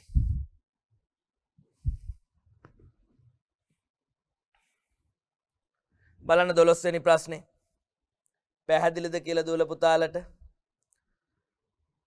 රූපයේ දැක්වෙන ABC හා DEF ත්‍රිකෝණ දෙක අංග සමවේද නොවේද හේතු දක්වන්න. අංග සම වේ නම් අංග සම අවස්ථාව ලියා දක්වන්න. අංග සම වෙන්න නම් දුවේ පුතාලා දන්නවා ඒ ත්‍රිකෝණ දෙක එකිනෙකට සමපාත වෙන්න ඕනේ. සමපාත වෙන්න නම් ගණිතයේ මූලික කරුණු 4ක් තෘප්ත කරන්න ඕනේ. පළවෙනි කරුණ මොකද්ද? පාදයේ අවස්ථාව. දෙවෙනි කරුණ මොකද්ද? පාදය අන්තර්ගත කෝණයේ පාදයේ අවස්ථාව. තුන්වෙනි කරුණ මොකද්ද? කෝණ දෙකක් සහ පාදයක් අනෙක් ත්‍රිකෝණයේ කෝණ දෙකකට සහ අනුරූප පාදයට කෝකෝපාවස්ථාව කෝකෝපාවස්ථාව. අනිත් විශේෂ දේ ඍජුකෝණික ත්‍රිකෝණ පිළිබඳව පමණක් සලකනකොට කර්ණපාද අවස්ථාව කර්ණයට කර්ණයේ සමාන වෙලා තවත් පාදයකට තවත් පාදයක් සමාන නම් ඒ ත්‍රිකෝණ දෙක කර්ණපාද අවස්ථාවෙන් අංග සම වෙනවා නේද? එහෙනම් බලමු මේ අවස්ථා හතරෙන් මේ දෙන්න මොන අවස්ථාවේ යටතටද ගැනෙන්නේ කියලා. මේ පාදෙට මේ පාදේ හරි. එකක් හරි. පාදයකට පාදයක් හරි. මේ කෝණෙට මේ කෝණයත් හරි. මෙයා 90යි මෙයා 90යි. ප්‍රශ්නේ තියෙන්නේ මේ කෝණය 55යි කියලා දීලා තියෙනවා. මේ කෝණය 35යි කියලා දීලා තියෙනවා. මොකද පුතේ එහෙනම් අපි කරන්නේ? අගයන් දෙකක්නේ. අපි පොඩ්ඩක් ගණිතය දන්න නිසා ඕනෑම ත්‍රිකෝණයක අභ්‍යන්තර කෝණ තුනේ අයිති කීයද? ජ්‍යාමිතිය 180යි. 90යි 55යි. එකතු කරාම කීයද? 145යි. 180න් 145ක් අඩු කරාම කීයද? 180න් 145ක් අඩු කරාම 35. එහෙනම් මේ කෝණේ විශාලත්වය වෙනවා 35යි කියලා. දැන් බලන්න පුතේ. මෙන්න මෙයාව ආව 35යි කියලා. මෙතනත් 35 තියෙනවා. එහෙනම් මේ කෝණෙටත් මේ කෝණේ සමානයි නේද? දැන් බලන්න. පාදයයි පාදයයි කෝණයයි කෝණයයි 35යි 35යි. එහෙනම් මේ ත්‍රිකෝණේ කෝණ දෙකක්. මේ ත්‍රිකෝණේ කෝණ දෙකකට සමාන වෙලා පාදයක් මේ ත්‍රිකෝණේ අනුරූප පාදයට සමාන වෙලා. මොකක්ද ඒ අනුරූප පාදය කියලා මං කිව්වේ? මේ 35ට ඉස්සරෙන් පිහිටන පාදය නේද මේ BC කියන්නේ. BC ට සමාන FD පාදයක් 35ට ඉස්සරෙන් පිහිටන පාදය නේද? එහෙනම් එක් ත්‍රිකෝණයක කෝණ දෙකක් සහ පාදයක් අනෙක් ත්‍රිකෝණයේ කෝණ දෙකකට සහ අනුරූප පාදයට මෙයා වගේ හැසිරෙන පාදයට සමාන නම් මේ ත්‍රිකෝණ දෙක අංග සම වෙනවා. මොකක්ද අවස්ථාව? කෝණ දෙකයි පාදයයි කෝ පා අවස්ථාව. එහෙනම් පුතේ අංග සම වේද නොවේද හේතු දක්වන්නනේ. හේතු විදියට අපිට ලියන්න තියෙන්නේ මොකද්ද? BC පාදය සමානයි FD පාදයට. ඇයි ඒ? දීලා තියෙනවනේ. දී ඇත. ඊට පස්සේ ABC ඒ කියන්නේ කෝණය මෙන්න මේ කෝණය අංශක 90යි. මේකෙත් EDF අංශක 90යි. එහෙනම් ABC සමානයි EDF 90යි 90යි. ඒකත් හේතුව මොකද්ද දීලා තියෙනවා. ඊට පස්සේ අපි හොයාගත්තා BAC අංශක 35යි FED අංශක 35යි. මේක හොයාගත්තේ ත්‍රිකෝණයක අභ්‍යන්තර කෝණ තුන භාවිතා කරලා 90යි 55යි 145යි එකතු කරාම ත්‍රිකෝණයක අභ්‍යන්තර කෝණ තුනේ අයික 180යි 180න් 145ක් අඩු කරාම මෙහා 35යි. එහෙනම් BAC කෝණය සමානයි මෙතන කාටද? FED ට. FED ට. හේතුව අපි හොයාගත්තා මෙයත් අංශක 35යි මෙයත් අංශක 35යි. රූප සටහන තුල දැම්ම නිසා මම දී ඇත කියලා එකක් දාන්න. දැන් බලන්න. ABC ත්‍රිකෝණයේ කෝණ දෙකයි පාදයයි EDF ත්‍රිකෝණයේ කෝණ දෙකයි පාදයයි එකිනෙකට සමාන වෙලා. එහෙනම් එක් ත්‍රිකෝණයක කෝණ දෙකක් සහ පාදයක් අනෙක් ත්‍රිකෝණයක කෝණ දෙකකට සහ පාදයකට සමාන නම් ඒ ත්‍රිකෝණ දෙක මොකද වෙන්නේ? සමපාත වෙනවා. සමපාතයි කියන්නේ ත්‍රිකෝණ දෙක අංග සාම්‍යයි. එහෙනම් එම නිසා ABC ත්‍රිකෝණය අංග සාම්‍යය කියලා සිංහලෙන් ලියනවද? නෑ. දැන් අපි O level වලට ළඟයි. ABC ත්‍රිකෝණය DEF ත්‍රිකෝණයට අංග සාම්‍ය වෙනවා. මොකක්ද අවස්ථාව? කෝණ දෙකයි පාදයයි. එහෙනම් කෝ පා අවස්ථාවේ යටතේ. බලන්න හරි තාර්කිකව ජ්‍යාමිතියේ ඉගෙන ගන්න සිද්ධාන්තයක් පැහැදිලි කරලා පළවෙනි කොටසට එන්න පුළුවන් ගැටලුවක් අපි සාකච්ඡා කරා. රයිට්. අපි එන ඊළඟ ප්‍රශ්නෙට යමු බුදුවේ පුතේ.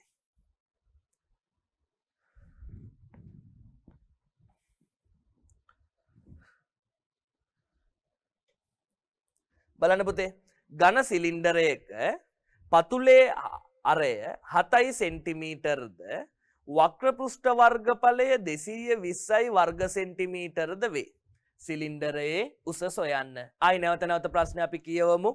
ඝන සිලින්ඩරයක පතුලේ අරය 7 සෙන්ටිමීටර්ද වක්‍ර පෘෂ්ඨ වර්ගඵලය 220යි වර්ග සෙන්ටිමීටර්ද වේ සිලින්ඩරයේ උස සොයන්න.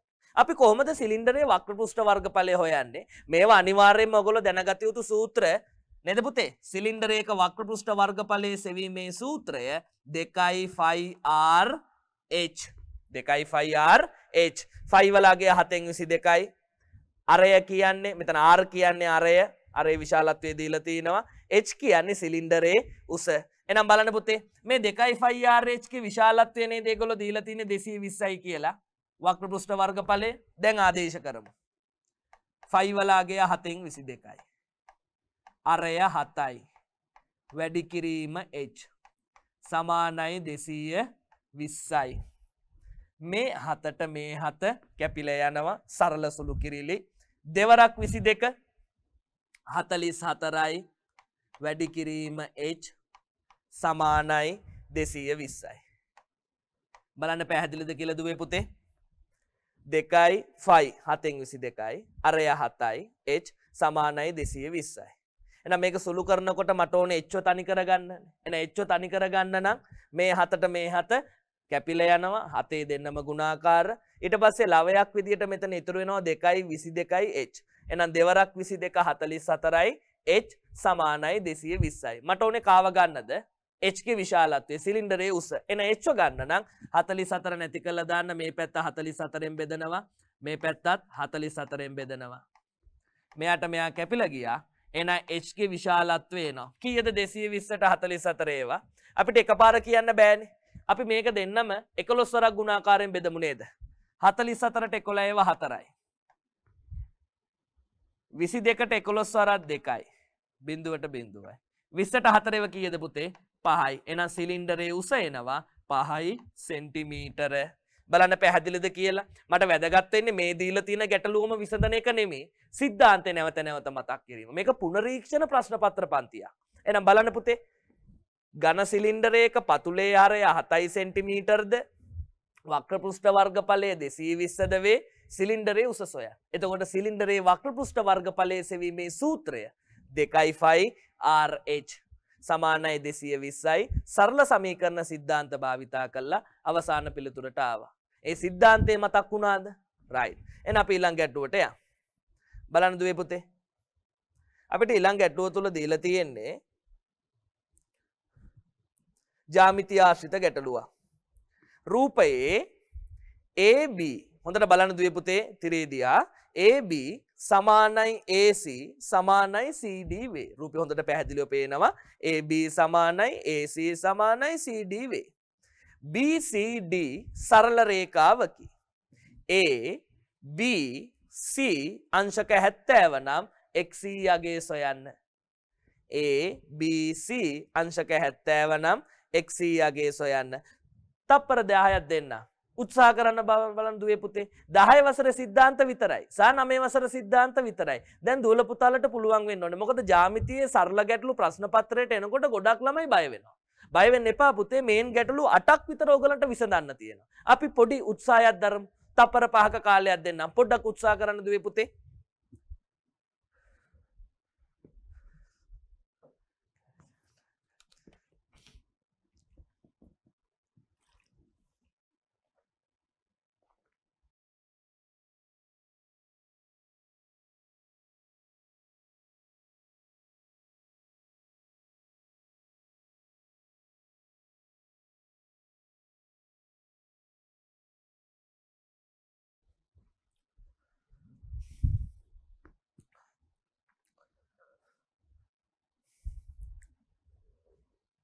හරිද? පිළිතුරු වලට කෙමෙන් කෙමෙන් එනවද? අපි බලමු ගාන හදාගෙන යන්න. රූපයේ AB AC CD වේ BCD සරල රේඛාවක්ලු ABC 70ලු. මෙන්න මේ කෝණේ විශාලත්වය දීලා තිනවා අංශක 70යි. ABC 70ක් නම් XC යගේ සොයන්න. ඉතින් හරි සරලයි. මතකද දුවල පුතාලා 10 ශ්‍රේණියේ පළමු වාරයේදී ඉගෙන ගන්නවා විශේෂ ජ්‍යාමිතික ප්‍රමේයයන් දෙකක්. එකක් ඕනෑම ත්‍රිකෝණයක අභ්‍යන්තර කෝණවල ಐಕ್‍ය අංශක 180යි. දෙවෙනි සම්බන්ධතාවයේ විදියට ඉගෙන ගන්නවා ඕනෑම ත්‍රිකෝණයක පාදයක් දික් කිරීමෙන් සෑදෙන බාහිර කෝණයේ විශාලත්වය ඊට අභ්‍යන්තර සම්මුඛ කෝණ දෙක එකතුවට මොකද වෙන්නේ? සමානයි. ඊට පස්සේ ආයි ඊට පස්සේ තියෙන පාඩම විදියට ජ්‍යාමිතියේ සමද්විපාද ත්‍රිකෝණ ප්‍රමේයන් විදියට ඉගෙන ගන්නවා. පළවෙනියටම ඕනෑම ත්‍රිකෝණයක පාද දෙකක් සමාන නම් ඒ සමාන පාදවලට සම්මුඛ කෝණ මොකද වෙන්නේ? සමානයි. ඊට පස්සේ අවසානයේ ප්‍රමේය විලෝමයේ විදියට ඉගෙන ගන්නවා. කෝණ දෙකක් සමාන නම් සමාන කෝණවලට සම්මුඛ පාද මොකද වෙන්නේ? සමානයි. එහෙනම් අපි බලමු. මේ දීලා තියෙන දත්තත් ඔස්සේ අපි දන්න ප්‍රමේයනුත් යොදාගෙන ගැටලුව විසඳමු. මේ පාදෙට මේ පාදේ සමානයි කියලා දීලා තියෙනවා. එහෙනම් අපිට දැක්ක ගමන් ලියන්න පුළුවන් නේද දුවේ පුතේ? මේ පාදෙට මේ පාදේ සමාන නම් මේ කෝණෙට මේ කෝණේ මොකද වෙන්න ඕනේ? සමාන වෙන්න ඕනේ නේ. එහෙනම් මෙයා 70 නම් මෙයාත් කීයද? 70යි. ඒක හරියද කියලා බලන්න. ඊට පස්සේ ආයි තව එකක් දෙනවා මේ AC පාදයයි CD පාදයයි සමානයි. එහෙනම් මේ පාදෙට මේ පාදේ සමාන නම් මේ පාදෙට සම්මුඛ කෝණය x. එහෙනම් මේ පාදෙට සම්මුඛ කෝණයත් කවුරු වෙන්න ඕනේද? x වෙන්න ඕනේ. බලන්න හරි තාර්කිකව මම ගත්තේ AB පාදයයි AC පාදයයි සමානයි. රූප සටහන දිහා බලන්න දුවේ පුතේ. AB පාදයයි AC පාදයයි සමානයි. AB පාදයයි AC පාදයයි සමානයි කියන්නේ මේ කෝණේ අංශක 70 නම් මේ කෝණෙත් කීයක් වෙන්න ඕනේද? අංශක 70යි. ඊට පස්සේ වැදගත් දේ AC පාදයයි CD පාදයයි සමානයි. AC පාදයයි CD පාදයයි සමාන නම් CDA කියන x කෝණය විශාලත්වයෙන් සමාන වෙන්න ඕනේ CAD කියන කෝණයට. එහෙනම් එයාගේ විශාලත්වයත් කවුරු වෙනවද? x වෙනවා. බලන්න පැහැදිලිද කියලා? එතකොට මෙයත් x, මෙයත් x, මෙයා 70යි. අපි 10 දී ඉගෙන ගන්න අනිත් ප්‍රමේයක් දැන් භාවිතා කරමු. ත්‍රිකෝණයක පාදයක් දික් කිරීමෙන් සෑදෙන බාහිර කෝණයේ විශාලත්වය ඊට අභ්‍යන්තර සම්මුඛ කෝණ දෙකේ එකතුවට මොකද වෙන්නේ? සමානයි. පාදයක් දික් කිරීමෙන් සෑදෙන බාහිර කෝණයේ විශාලත්වය ඊට අභ්‍යන්තර සම්මුඛ කෝණ දෙකේ එකතුවට සමානයි. එහෙනම් මට සම්බන්ධතාවය ලියන්න පුළුවන්. x එකතු කිරීම x සමානයි කීයද? 70යි. මේක ගන්න හේතුව මොකද්ද?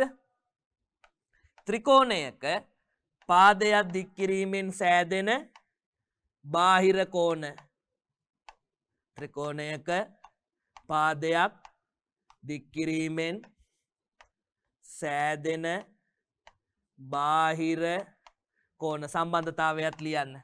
හරිද දුවේ පුතේ? බලන්න මෙයා x මෙයාත් x. එහෙනම් ACD කියන ත්‍රිකෝණය ගත්තම මේ x කෝණයයි x කෝණයයි එකතු කරාම ලැබෙන අගය ඒ පාදය CD කියන පාදය දික් කරාම සෑදෙන බාහිර කෝණයට සමානයි. x x එකතු කරාම කීයද? 2x සමානයි 70යි. එහෙනම් x ගේ විශාලත්වය ගන්න මෙයත් දෙකෙන් බෙදනවා මෙයත් දෙකෙන් බෙදනවා. එහෙනම් x කියන්නේ 70ට දෙකේව කීයද? අංශක 35යි. එහෙනම් අපි 10 දී ඉගෙනගෙන තියෙන ප්‍රමේයන් භාවිත කරලා සාමාන්‍ය පෙළ ආශ්‍රිත ගැටලුවක් විසඳුවා. right. හොඳට මතක තියාගන්න දුවේ පුතේ. ඒ 10 ශ්‍රේණියේ අධ්‍යයනය කරන ජ්‍යාමිතික කරුණු දැන් තේරෙනවා ඇති. සාමාන්‍ය පෙළ ප්‍රශ්න පත්‍රයේදී ඍජුවම ඔයාට භාවිත කරන්න සිද්ධ වෙනවා. right. එහෙනම් අපි ඊළඟ ගැටලුවට යමු.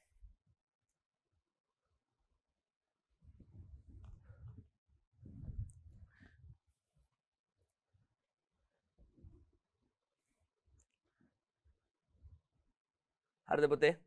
අපිට ඊට පස්සේ තියෙන ගැටලුව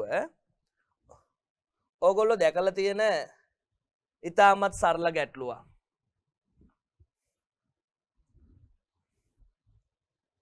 නේද දුවේ පුතේ?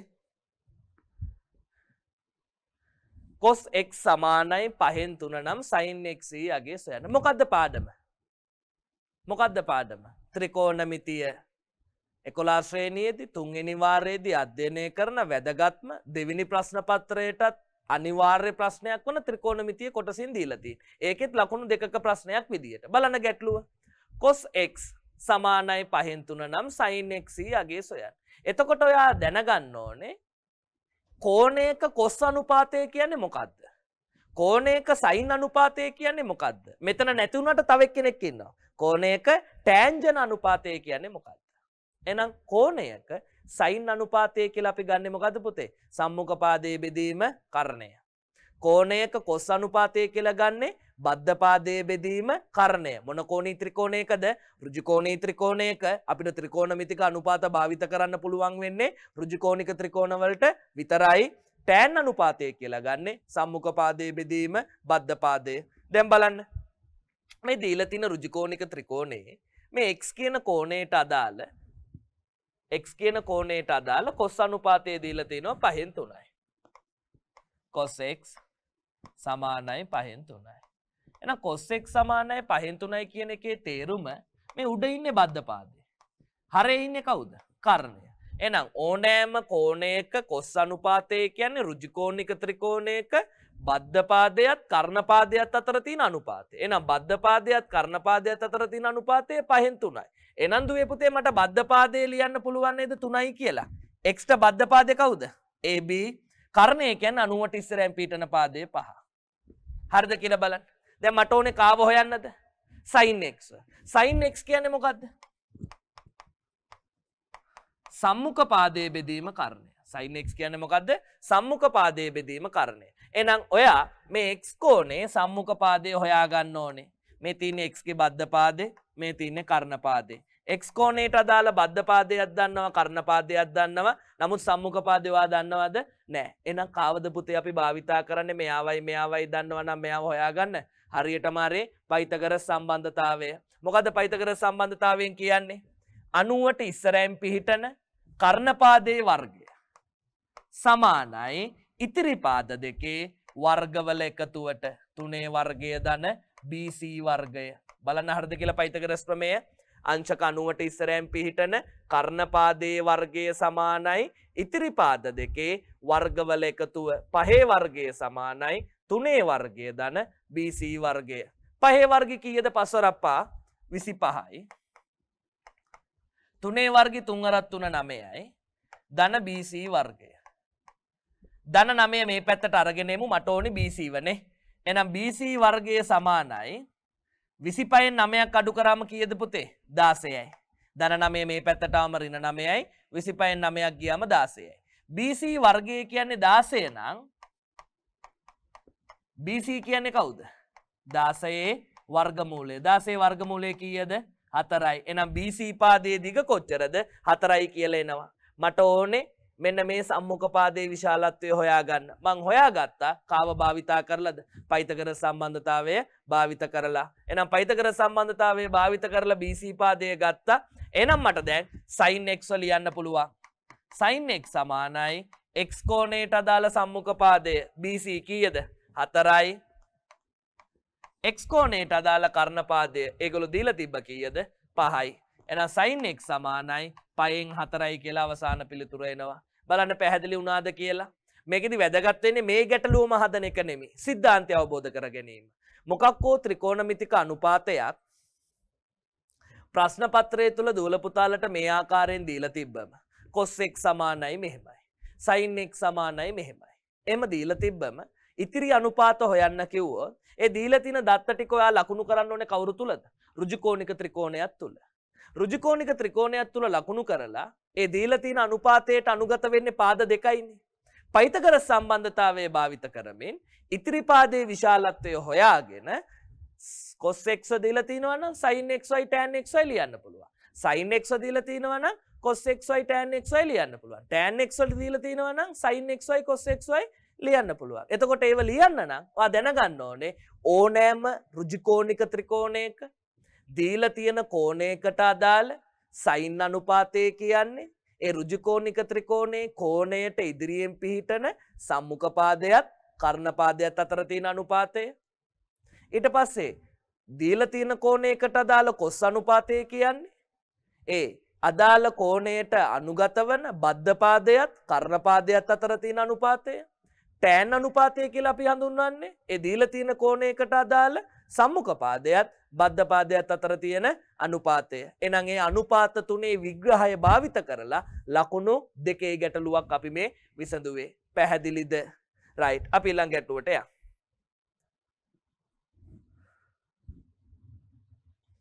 බලන්න පුතේ 16.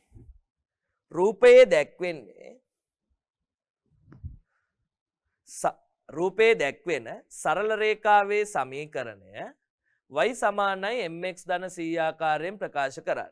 රූපයේ දැක්වෙන සරල රේඛාවේ සමීකරණය y සමානයි mx ධන c ආකාරයෙන් ප්‍රකාශ කරන්න. එහෙනම් පුතේ මෙයාව y සමානයි mx ධන c ආකාරයෙන් ප්‍රකාශ කරනවා නම් ඔයා දැනගන්න ඕනේ මේ සමීකරණයේ m කියන්නේ කවුද c කියන්නේ කවුද? දැන් දන්නව නේද? 9 ශ්‍රේණියේදී ඉගෙන ගන්නවා 11 ශ්‍රේණියේදී ඉගෙන ගන්නවා ප්‍රස්ථාර පාඩමේදී m කියන්නේ කවුද? අනුක්‍රමණය. c කියන්නේ කවුද? අන්තක්ඛණ්ඩය. m කියන්නේ අනුක්‍රමණය, c කියන්නේ අන්තක්ඛණ්ඩය. අපි කොහොමද අනුක්‍රමණය හොයන්නේ? ලක්ෂ දෙකක y අක්ෂයේ අගයන් දෙකක් අතර වෙනස ඔයා බෙදන්න ඕනේ. ඒ ලක්ෂ දෙකට අදාළ x අක්ෂයේ අගයන් දෙකක් අතර වෙනසයි. දැන් මේකේ මට ලක්ෂ කියලා ගන්න පුළුවන් වෙන්නේ මෙන්න මෙයාවයි විතරයිනේ. මෙයාගේ පිහිටීම මට ලියන්න පුළුවන්. මෙයා x වලින් බිඳුව නේද පුතේ? y වලින් 2. දැන් මේව ඉගෙනගෙන තියෙන දේවල් මෙයාව මට ලියන්න පුළුවන් x වලින් 2 උඩටත් නෑ පහළටත් නෑ y වලින් බිඳුව. එහෙනම් ඛණ්ඩාංක දෙක වෙන්නේ එකක් බිඳුවේ 2 අනිත් එක 2 බිඳුව. එහෙනම් මට අනුක්‍රමණය හොයන්න ඕනේ. මේ තියෙන්නේ x ගේ අගය, මේ තියෙන්නේ y ගේ අගය. මේ තියෙන්නේ x ගේ අගය, මේ තියෙන්නේ y ගේ අගය. එහෙනම් අපි අනුක්‍රමණය කියලා හඳුන්වන්නේ මේ ඛණ්ඩාංක දෙක භාවිතා කරලා ඒ ඛණ්ඩාංක දෙකේ y අක්ෂයේ අගයන් දෙක අතර වෙනස. ඒ ඛණ්ඩාංක දෙකේ y අක්ෂයේ අගයන් දෙක අතර වෙනස ඔයා බෙදන්න ඕනේ x අක්ෂයේ අගයන් දෙක අතර වෙනසින්. එහෙනම් y අක්ෂයේ අගයන් දෙක අතර වෙනස ගමු. දෙක කියන ඉලක්කම ලොකු නිසා මම යාව මුලින්ම ලියන්න. y අක්ෂයේ අගයන් දෙක අතර වෙනස. දෙක ඍණ බිඳුව. බෙදීම ඊට අනුරූප x අක්ෂයේ අගයන් දෙක අතර වෙනස. මෙයා විශාල නිසා මුලින් ලිව්වට මෙයා විශාල නිසා මෙයාව මෙතනින් ලියන්න බෑ. මෙයාට අනුරූප x අගය ලියන්න ඕනේ. එහෙනම් දෙකට අනුරූප x අගය කීයද? බිඳුව මෙතනින් ඍණ 2. බලන්න. අනුක්‍රමණය කියන්නේ y අක්ෂයේ ඛණ්ඩාංක දෙක අතර වෙනස බෙදන්න ඕනේ x අක්ෂයේ ඛණ්ඩාංක දෙක අතර වෙනසින්. එහෙනම් දෙක ඍණ බිඳුව බෙදීම බිඳුව ඍණ 2. දෙකෙන් බිඳුවක් ගියාම කීයද? 2යි. බිඳුවෙන් දෙකක් ගියාම කීයද? බිඳුවද දෙකද ඍණ 2ද? ඒක තීරණය කරන්නේ කොහොමද? දෙකෙන් බිඳුවක් අඩු කරාම 2යිනේ පුතේ. ලොකු එක්කෙනාට අයිති ලකුණ මොකද්ද? ඍණ. එහෙනම් දෙවරක් 1යි දෙවරක් 1යි. එහෙනම් ධන ඍණෙන් බෙදුවම ඍණ. එහෙනම් අනුක්‍රමණය කීයයි කියලා ආවේද? ඍණ 1යි කියලා ආවේ. අනුක්‍රමණය ගැනීමේ સિદ્ધාන්තය මොකද්ද? අනුක්‍රමණය කියන්නේ සරල රේඛීය ප්‍රස්ථාරයක ලක්ෂ ඛණ්ඩාංක දෙකක් සැලකුවාම ඒ ලක්ෂ ඛණ්ඩාංක දෙකේ y අක්ෂයේ අගයන් දෙක අතර වෙනස. ඒ ලක්ෂ ඛණ්ඩාංක දෙකේ y අක්ෂයේ අගයන් දෙක අතර වෙනස. ඔයා බෙදන්න ඕනේ කාගෙන්ද? ඊට අනුරූප x අක්ෂයේ අගයන් දෙක අතර වෙනසින්. එහෙනම් දෙක ඍණ බිඳුව බෙදීම x අක්ෂයේ අගයන් දෙක අතර වෙනස කියන්නේ අනුරූපව ගත්තොත් බිඳුව ඍණ 2. එහෙනම් දෙකට දෙකේව 1යි ධන ඍණෙන් බෙදුවම ඍණ අනුක්‍රමණය ඍණ 1යි. එකක් හොයාගත්තා.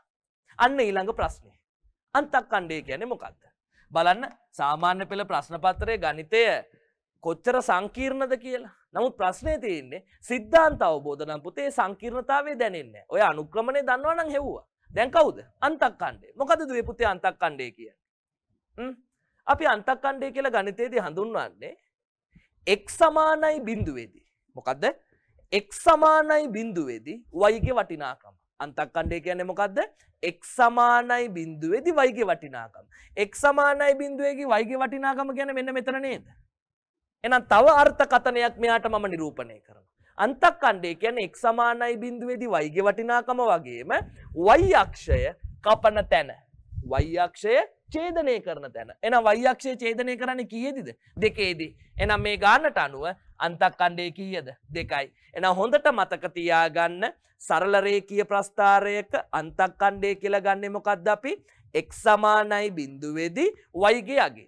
නැත්තම් ප්‍රස්ථාරය ඔස්සේ ගන්නවා නම් y අක්ෂය ඡේදනය කරන ලක්ෂයේ අගය. y අක්ෂය පේනවනේ. ඒක කපන තැන අගය තමයි පුතේ අන්තක්ඛණ්ඩයේ බවට පත් වෙන්නේ. එහෙනම් දැන් අනුක්‍රමණයක් දන්නවා, අන්තක්ඛණ්ඩයක් දන්නවා.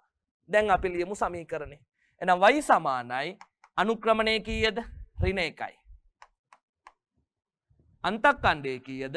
ධන 2යි. එහෙනම් සමීකරණය y සමානයි ඍණ 1යි x ධන 2. පැහැදිලිද කියලා බලන්න. ඔළුවට දාගන්න ඕන සිද්ධාන්ත මොනවද ගැටලුවත් එක්ක?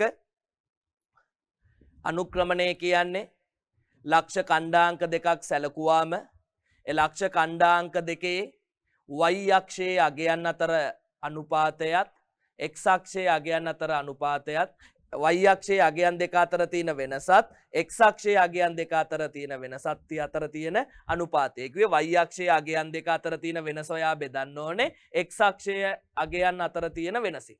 අන්තක්ඛණ්ඩය කියලා ගත්තේ මොකද්ද? y අක්ෂය ඡේදනය කරන ලක්ෂයේ අගය. y අක්ෂය ඡේදනය කරන ලක්ෂයේ අගය කියන්නේ රූපයට අනුගත ඕගොල්ලන්ට දැන් නිරූපණය වෙනවා ඇති x සමානයි බිඳුවේදී y ගේ වටිනාකම. මොකද්ද? x සමානයි බිඳුවේදී y ගේ වටිනාකම. හොඳට බලන්න රූපෙත් එක්ක පැහැදිලිද කියලා. අනුක්‍රමණය කියන්නේ m. m කියන්නේ මොකද්ද? y අක්ෂයේ ඛණ්ඩාංක දෙක අතර වෙනස බෙදන්න ඕන කාගෙන්ද? x අක්ෂයේ ඛණ්ඩාංක දෙක අතර වෙනස. රූපේ හොඳට බලන්න දුවේ පුතේ. අන්තක්ඛණ්ඩය කියන්නේ y බිඳුවේදී x සමානයි බිඳුවේදී y ගේ විශාලත්වය. නැත්තම් y අක්ෂය ඡේදනය කරන ලක්ෂයේ අගය. බලන සම්පූර්ණ පාඩමක කොටසක් ඉතාමත් සරලව පැහැදිලි කරේ. රයිට්. එහෙනම් අපි ඊළඟ ගැටලුවට යමු.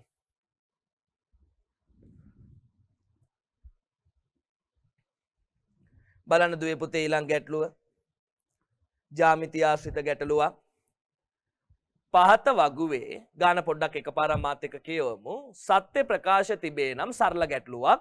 ඒවා ඉදිරියෙන් ඇති කොටු තුල හරි ලකුණද අසත්‍ය ප්‍රකාශ තිබේ නම් ඉදිරියේ ඇති කොටු තුල වැරදි ලකුණද යොදන්න.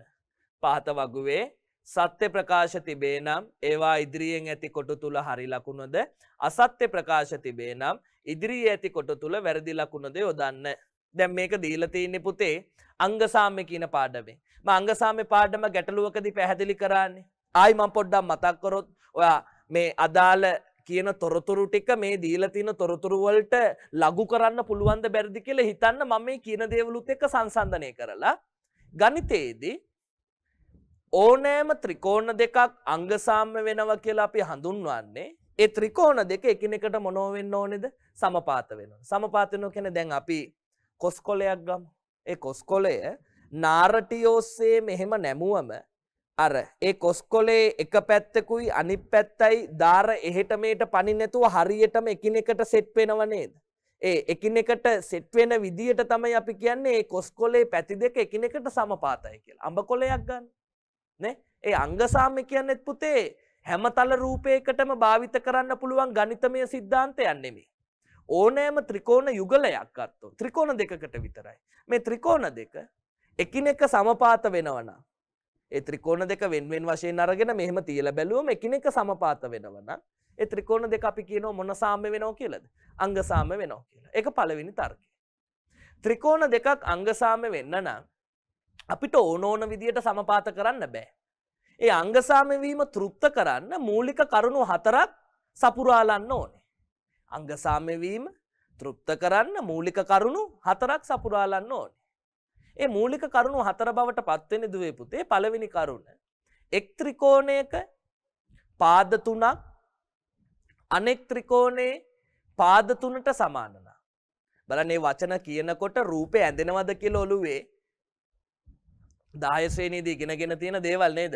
එක් ත්‍රිකෝණයක පාද තුනක් අනෙක් ත්‍රිකෝණේ පාද තුනට සමාන නම් අනිවාර්යයෙන් මේ දෙන්න මොකද වෙන්නේ? සමපාත වෙනවා. ඒ සමපාත වෙනවා කියන්නේ ත්‍රිකෝණ දෙක අංග සාම්‍යයි. පාද තුනට පාද තුන සමාන නම් ත්‍රිකෝණ දෙක අංග සාම්‍යයි.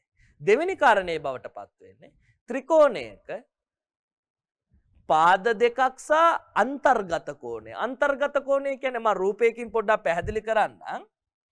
දැන් මේ තියෙන පුතේ ත්‍රිකෝණයක්නේ. මේ තියෙන්නේ පාද. මේ පාද දෙකට අන්තර්ගත කෝණය කියන්නේ මෙයා.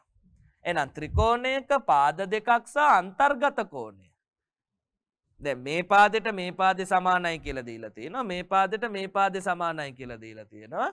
මේ කෝණයට මේ කෝණේ සමානයි කියලා දීලා තියෙනවා. එන්න එවැනි අවස්ථාවකදී මට තර්ක කරන්න පුළුවන් මේ ත්‍රිකෝණ දෙක මොන සාම්‍ය වෙනව කියලාද? අංග සාම්‍ය වෙනවා. හේතුව මොකද්ද? ත්‍රිකෝණේ පාද දෙකක් සහ අන්තර්ගත කෝණය අනෙක් ත්‍රිකෝණේ පාද දෙකට සහ අන්තර්ගත කෝණයට සමානයි. එහෙනම් පා කෝ පා පාදයයි අන්තර්ගත කෝණයයි පාදයේ අවස්ථාව යටතේ ත්‍රිකෝණ දෙකක් අපිට සමපාත කරන්න පුළුවන්. තුන්වෙනි කාරණේ බවට පත් වෙන්නේ ත්‍රිකෝණයක කෝණ දෙකක් සහ පාදයක් තවත් ත්‍රිකෝණයක කෝණ දෙකකට සහ පාදයකට සමාන වෙන්න ඕනේ. ත්‍රිකෝණයක කෝණ දෙකක් සහ පාදයක් තවත් ත්‍රිකෝණයක කෝණ දෙකකට සහ පාදයකට සමාන නම් ඒත් ඒ ත්‍රිකෝණ දෙක මොකද වෙන්නේ? අංග සාම්‍ය වෙනවා. ඒකත් මම තවදුරටත් පැහැදිලි කරොත් දුවේ පුතේ. මේ ත්‍රිකෝණය බලන්න. මේ කෝණෙට මේ කෝණේ සමානයි. මේ කෝණයට මේ කෝණේ සමානයි. එහෙනම් බලන්න ත්‍රිකෝණයක කෝණ දෙකක් අනිත් ත්‍රිකෝණයේ කෝණ දෙකට සමාන වෙලා. මේ තිතට ඉස්සරහින් පීඨන පාදය සෙන්ටිමීටර් 5යි. මේ තිත වගේ මෙතනත් තිතට ඉස්සරහින් පීඨන පාදය සෙන්ටිමීටර් 5යි. එහෙනම් බලන්න කෝණ දෙකට කෝණ දෙක සමාන වෙලා මේ සමාන කෝණයට ඉදිරියෙන් පීඨන පාදයට ඒ කෝණයට සමාන වූ මේ කෝණයට ඉදිරියෙන් පීඨන පාදය එකිනෙකට විශාලත්වයෙන් සමාන වෙනවා. බලන්න පුතේ කෝණ දෙකට කෝණ දෙක සමාන වෙලා මේ තිත කියන කෝණයට ඉදිරියෙන් පීඨන පාදයයි ඒ තිතට සමාන මේ ත්‍රිකෝණය තුල පිහිටන කෝණයට ඉදිරියෙන් පිහිටන පාදයට එකිනෙකට විශාලත්වයෙන් සමාන වෙලා. මෙන්න මේ අවස්ථාව තමයි ත්‍රිකෝණයක කෝණ දෙකක් සහ පාදයක් අනෙක් ත්‍රිකෝණේ කෝණ දෙකකට සහ මොන පාදයකට අනුරූප පාදයට මෙයා විදියට ඇසිරෙන්නේ මේ පාදය. මෙයා විදියට ඇසිරෙන්නේ මේ පාදය. අනුරූප පාදයට සමාන නම් ඒ ත්‍රිකෝණ දෙක මොකද වෙන්නේ? කෝකෝප අවස්ථාව යටතේ අංග සාම්‍ය වෙනවා. අවසාන අවස්ථාව අපි ඉස්සෙල්ලා සාකච්ඡා කරපු දේ ඍජුකෝණික ත්‍රිකෝණයක කර්ණපාදයට කර්ණපාදයේ සමාන වෙලා. දැන් කර්ණපාදය කියන්නේ මොකක්ද කියලා දන්නවා? අංශක 90ට ඉස්සරහින් පිටුන පාදේ ඍජුකෝණික ත්‍රිකෝණයක කර්ණපාදයට කර්ණපාදයේ සමාන වෙලා තවත් ඕනෑම පාද දෙකක් කර්ණපාදයට කර්ණපාදයේ සමාන වෙලා තවත් ඕනෑම පාද දෙකක් එකිනෙකට සමාන නම් ඒ ත්‍රිකෝණ දෙක මොකද වෙන්නේ? සමපාත වෙනවා. ඒ කිව්වේ අංග සාම්‍ය වෙනවා. එහෙනම් ත්‍රිකෝණ යුගලයක් සමපාත වෙන්න නම් තෘප්ත කළ යුතු අවශ්‍යතා හතරයි. පාදයේ අවස්ථාව, පාදයේ අන්තර්ගත කෝණයේ පාදයේ අවස්ථාව, කෝණය අනුරූප පාදයේ අවස්ථාව, කෝකෝප අවස්ථාව, අවසානයේදී කර්ණපාද අවස්ථාව. එයා භාවිතා කරන්න පුළුවන් මොන අවස්ථාවේදී විතරද? ඍජුකෝණික ත්‍රිකෝණ තිබුණු අවස්ථාවලදී විතරයි. දැන් ඔය ඉගෙනගත්ත සිද්ධාන්ත. මෙන්න මේ කියන කරුණත් භාවිතා කරලා මේ ගැටලුවට අපි එමු. ඕනෑම ත්‍රිකෝණ යුගලයක් එකිනෙකට සමපාත වෙනවා නම් ඒ ත්‍රිකෝණවල ඉතිරි සියලුම අංග ටික මොකද වෙන්නේ? සමාන වෙනවා. තාර්කිකයිනේ පුතේ. දෙන්නෙක් මෙහෙම මේ ත්‍රිකෝණයයි සමපාතයි කියන්නේ මෙයාගේ සියලුම අංගයි මේ ත්‍රිකෝණයේ සියලුම අංගයි මොකද වෙන්න ඕනේ? සමාන වෙන්න එපා. එහෙනම් අංග සාම්‍ය ත්‍රිකෝණවල අපිට ගන්න පුළුවන් ප්‍රධානතම තාර්කික දේ තමයි ඒ අංග සාම්‍ය ත්‍රිකෝණවල ඉතිරි අනුරූප අංග. ඒ අංග සාම්‍ය ත්‍රිකෝණවල ඉතිරි අනුරූප අංග සියල්ලම එකිනෙකට සමානයි. දැන් ඔය ඉගෙනගත්ත සිද්ධාන්ත ටික භාවිත කරලා මට ටක් ගාලා හරි වැරදි ටික දාලා දෙන්න. දැන් කියවනකොට මතක් වෙන්න ඕනේ. තප්පර දෙකක් දෙන්නම්. හරි වැරදි ටික දාලා දෙන්න දුවේ පුතේ.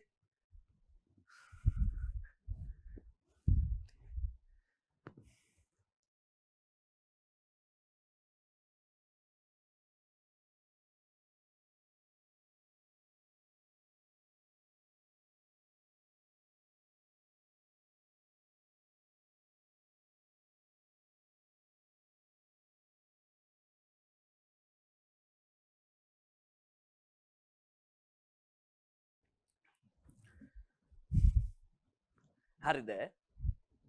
කාලය ගත වුණා. බලන්න තප්පර දෙකක් තුනක් ඇතුළත ඒ ඉගෙනගත්ත සිද්ධාන්තත් එක්ක දූල පුතාලට පිළිතුරු ගන්න පුළුවන් වුණාද කියලා. ත්‍රිකෝණාකාර ආස්තර දෙකක්, ඒ කියන්නේ හැඩ දෙකක් එක මත සමපාත වේ නම් ඒ ත්‍රිකෝණ දෙක අංග සාම්‍ය වේ. හරිද වැරදිද? හරිද වැරදිද? ත්‍රිකෝණාකාර ආස්තර දෙකක් එක මත සමපාත වේ නම් මම දැන් කියලා ඉවරනා විතරයි. එහෙනම් ත්‍රිකෝණ දෙක අංග සාම්‍ය වේ. මෙයා හරි. දෙවෙනි කරුණ. ත්‍රිකෝණ දෙකක් අංග සම වේ නම් එම ත්‍රිකෝණවල අනුරූප අංග සියල්ලම සමාන වේ. අංග සමය කියන්නේ සමපාත වෙනවා. එහෙනම් ඉතිරි අංග සියල්ලම සමාන විය යුතුයි. එහෙනම් දෙවෙනි ප්‍රකාශයත් හරි. එක් ත්‍රිකෝණයක කෝණ දෙකක් හා පාදයක් තවත් ත්‍රිකෝණයක කෝණ දෙකකට සහ ඕනෑම පාදයකට. අන්න ප්‍රශ්නයක්. එක් ත්‍රිකෝණයක කෝණ දෙකක් හා පාදයක්. ඒක ප්‍රශ්නයක් නෙමෙයි. තවත් ත්‍රිකෝණයක කෝණ දෙකකට සහ ඕනෑම පාදයකට. ඕනෑම කිව්වම හරි කැතයි නේද දුවේ පුතේ. ඕනෑම නෙමෙයි. වෙන්න ඕනේ මොකද? එක් ත්‍රිකෝණයක කෝණ දෙකක් සහ පාදයක් තවත් ත්‍රිකෝණයක කෝණ දෙකකට සහ අනුරූප පාදයට. එයා විදියට හැසිරෙන පාදයට සමාන නම් විතරයි ත්‍රිකෝණ දෙක අංග සම වෙන්නේ. එහෙනම් මම අර කියපු ප්‍රකාශවල තිබ්බ තාර්කික බව. ත්‍රිකෝණයක් තවත් ත්‍රිකෝණයකට අංග සම වෙන්න කෝකෝප අවස්ථාව හරි. ඒ කෝකෝප අවස්ථාවේ නිරූපණය වෙන්නේ මොකද්ද? එක් ත්‍රිකෝණයක කෝණ දෙකක් අනෙක් ත්‍රිකෝණයේ කෝණ දෙකකට සමාන වෙනවා. පාදයක් ඕනෑම පාදයකට නෙමෙයි මොන පාදයකට? අනුරූප පාදයට සමාන නම් ත්‍රිකෝණ දෙක අංග සාම්‍යයි. එහෙනම් මේ ප්‍රකාශය මේගොල්ලන්ගේ වැරදි. බලන්න දුවල පුතාලා සටහන් කරලා තියෙනවද කියලා. ත්‍රිකෝණාකාර ආස්තර දෙකක් එක මත සමපාත වේ නම් ඒ ත්‍රිකෝණ දෙක අංග සම වේ. හරි. ත්‍රිකෝණ දෙකක් අංග සම වේ නම් එම ත්‍රිකෝණවල අනුරූපාංග සියල්ල සමාන වේ. හරි. එක් ත්‍රිකෝණයක කෝණ දෙකක් හා පාදයක් තවත් ත්‍රිකෝණයක කෝණ දෙකකට හා ඕනෑම එතනයි වැරද්ද තියෙන නේද දුවේ පුතේ. ඕනෑම නෙමෙයි අනුරූප පාදයකට කියලා එන්න ඕන. එහෙනම් ඕනෑම පාදයකට සමාන නම් එම ත්‍රිකෝණ දෙක අංග සම වේ. ඕනෑම කියන වචන තියෙන නිසා මේ ප්‍රකාශය වැරදි. රයිට්. එහෙනම් අපි ඊළඟ ගැටුවට එමු.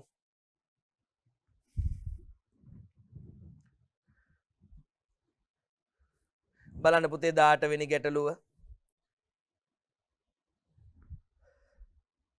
රූපයේ වෘත්තයේ AB විස්කම්භයකි. AB කියන්නේ මොකද්ද?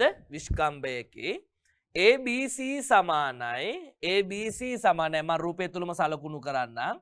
මෙන්න මේ කෝණයේ විශාලත්වය ABC සමානයි අංශක 70යි. නම් CDB. CDB කියන්නේ මෙන්න මේගොල්ලෝ දීලා තියෙන x කෝණයේ විශාලත්වය හොයන්නලු. බලන්න ගාන පැහැදිලිද කියලා? රූපයේ වෘත්තයේ AB විස්කම්භයකි. ABC සමානයි අංශක 70 නම් CDB විශාලත්වය සොයන්න. අන්න වෘත්ත ජ්‍යාමිතියට ආවේ. වැදගත් වචන කිහිපයක් මේ ගැටලුව තුල තියෙනවා. දුවල පුතාලා දැක්කද ඒක? AB කියන්නේ විස්කම්භයක් නෝ. AB කියන්නේ විස්කම්භයක් නම් විස්කම්භයක් නගින් පරිධිය මත සාධන කෝණයේ විශාලත්වය කීයද? 10 වසරේ වෘත්ත ජ්‍යාමිතියේ කොටස් විස්කම්භයක් මගින් පරිධිය මත සාධන කෝණයේ විශාලත්වය කීයද පුතේ? අංශක 90යි. මේ කෝණයේ විශාලත්වය කීයද? අංශක 90යි. මෙන්න විස්කම්භය. මේ විස්කම්භය මගින් පරිධිය මත සාධන කෝණය මෙන්න. එන ADB ගේ විශාලත්වය අංශක 90යි. මෙයා 90යි, මෙයා x. දැන් අපි මුලින්ම මේ දීලා තියෙන තොරතුරෙන් දැනගන්න පුළුවන් එකම කරුණ ඕකයි නේ. AB විස්කම්භයයි විස්කම්භයක් එන ADB කෝණය අංශක 90යි. අහලා තියෙන්නේ මොකද්ද? CDB ගේ විශාලත්වය x කෝණයේ විශාලත්වය. මට මේ රූපේ දැක්ක ගමන් මතක් වෙන්නේ කාවද? ඕගොල්ලෝ වෘත්ත චතුරස්‍ර පාඩම ඉගෙන ගන්නවා 11 ශ්‍රේණියේදී. අවසාන වෘත්ත ජ්‍යාමිතියේ පාඩම් විදියට. ඒ වෘත්ත චතුරස්‍රයක් කියලා අපි හැඳින්වුවේ මොකද්ද? චතුරස්‍රයක ශීර්ෂ 4 වෘත්තයක් තුල පිහිටලා තියෙනවා නම් චතුරස්‍රයක ශීර්ෂ 4ම වෘත්තයක් තුල පිහිටලා තියෙනවා නම් ඒ චතුරස්‍රය මොන චතුරස්‍රයක් වෙනවද? වෘත්ත චතුරස්‍රයක් වෙනවා. එහෙනම් වෘත්ත චතුරස්‍රයක සම්බන්ධතා දෙකක් ඕගොල්ලෝ ඉගෙන ගන්නවද පුතේ? පළවෙනි සම්බන්ධතාවය මොකද්ද? වෘත්ත චතුරස්‍රයක සම්මුඛව පිහිටන කෝණවල එකතුව කීයද? අංශක 180යි. වෘත්ත චතුරස්‍රයක සම්මුඛව පිහිටන කෝණවල එකතුව අංශක 180යි. අපි ප්‍රමේය විදිහට පැහැදිලි කරන්නේ මොකද්ද? වෘත්ත චතුරස්‍රයක සම්මුඛ කෝණ පරිපූරක වේ. එහෙනම් මේ බලන්න දුවේ පුතේ රූපේ බලන්න. A කියන්නේ වෘත්තයේ මත ශීර්ෂයක්. B කියන්නේ වෘත්තයේ මත ශීර්ෂයක්. C කියන්නේ වෘත්තයේ මත ශීර්ෂයක්. D කියන්නේ වෘත්තයේ මත ශීර්ෂයක්. එහෙනම් වෘත්තයේ මත පිහිටන ශීර්ෂ හතරක්ම තියෙනවා මෙතන. එහෙනම් මෙයා වෘත්ත චතුරස්‍රයක්. මේ වෘත්ත චතුරස්‍රයේ ABC කෝණය අංශක 70යි. ADC කෝණය මට හොයාගන්න පුළුවන් නේද? මෙයා 90යි. මේ x කියන කෝණයයි එකතු කරාම නේද මෙන්න මේ සම්පූර්ණ කෝණය හැදෙන්නේ. එතකොට සම්පූර්ණ කෝණයේ විශාලත්වය කීයක් වෙනවද දුවේ පුතේ? 90ට x එකතු කරාම කීයද? 90 ධන x. බලන්න සම්බන්ධතාවය පැහැදිලිද කියලා? ADB කෝණයේ අංශක 90යි. BDC කෝණය ඒගොල්ලෝ දීලා තිනවා x. එහෙනම් ADC කියන සම්පූර්ණ කෝණය 90 ධන x. එහෙනම් මම තර්කයක් ගොඩනගා ගන්නවා ABCD වෘත්ත චතුරස්‍රය. දැන් බලන්න පුතේ අපි පිළිතුරට එන්නේ. ABCD වෘත්ත චතුරස්‍රයේ ABCD වෘත්ත චතුරස්‍රයේ ABC කෝණය ABC කෝණය එකතු කිරීම ADC කෝණය එකතු කිරීම ADC සමානයි අංශක 180යි. ඇයි? වෘත්ත චතුරස්‍රයක සම්මුඛ කෝණ මොකද වෙන්නේ? පරිපූර්ණකයි. ABC ගේ විශාලත්වය දන්නවා 70යි. ADC ගේ විශාලත්වය 90 x සමානයි 180යි. 90යි 70යි එකතු කරාම කීයද පුතේ? 160යි. ධන x සමානයි 180යි. මට ඕනේ කාව ගන්නද? x ගේ විශාලත්වය ගන්න. එහෙනම් ධන 160 මම මේ පැත්තට අරගෙන ගියා. එහෙනම් x සමානයි 180 ෙන් දුවල පුතාලා අඩු කරන්න ඕනේ කීයක්ද? 160. x ගෙන් 160ක් අඩු කරාම අංශක කීයද? 20යි. එහෙනම් බලන්න තාර්කිකයි නේද කියලා. මට ඕනුනේ x විශාලත්වය හොයාගන්න. ඒගොල්ලෝ දීලා තියෙන තර්කයක් මුලින්ම මම භාවිත කරා. AB කියන්නේ විස්කම්භයක්. AB විස්කම්භයක් නම් විස්කම්භය මගින් පරිධිය මත සාධන කෝණයේ විශාලත්වය අංශක 90යි. දෙක මම දැක්කා මේ ABCD කියන චතුරස්‍රයේ වෘත්ත චතුරස්‍රයක්. ඇයි මේ ABCD කියන චතුරස්‍රයේ ශීර්ෂ හතරම පිහිටන්නේ වෘත්තයේ ධාරය මත. එන ABCD වෘත්ත චතුරස්‍රයක් නම් වෘත්ත චතුරස්‍රයක සම්මුඛව පිහිටන කෝණවල එකතුව අංශක කීයද? 180යි. එහෙනම් මෙයයි එකතු කරාම 180යි. මෙයයි එකතු කරාම 180යි. මට වැදගත් වෙන්නේ x හොයන එකනේ.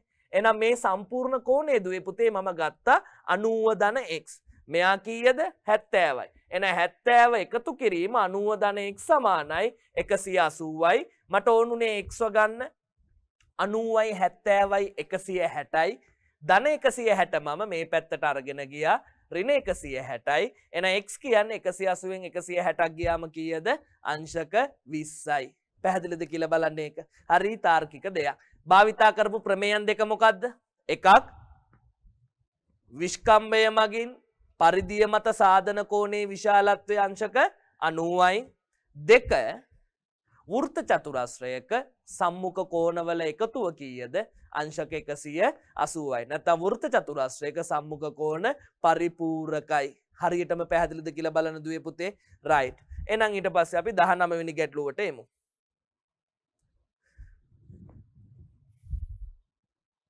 19 වෙනි ගැටලුවට එමු. බලන්න රූපේ පේනවද කියලා.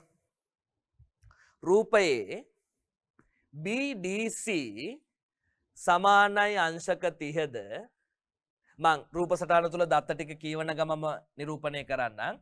BDC මෙන්න මේ කෝණය අංශක 30ද BCD එන C කෝණය BCD අංශක 40ද නම් AED මෙන්න මෙයාගේ විශාලත්වය සොයන්නලු. මෙයා 40යි මෙයා 30යි ආන්නේ AD ගේ විශාලත්වය. මෙන්න මේ සම්බන්ධතාවය මතක තියාගන්න දුවේ පුතේ. අපි වෘත්ත චතුරස්‍රය යටතේ මම නිරූපණය කරන්නම් මෙතන. වෘත්ත චතුරස්‍රය යටතේ ඕනෑම ගැටලුවක් විසඳනකොට භාවිතා කරන මූලික සංකල්ප දෙකයි. එකක් වෘත්ත චතුරස්‍රයක් කියන්නේ ශීර්ෂ හතරම වෘත්තයක ධාරය මත පිහිටන චතුරස්‍රයක්. ඒ වෘත්ත චතුරස්‍රයක සම්මුඛ කෝණ කියන්නේ ඉදිරියෙන් පිහිටන කෝණ දෙකේ අයික්‍ය අංශක කීයද? 180යි. මෙයා P මෙයා Q එනම් P ධන Q ගේ අයික්‍ය කීයද?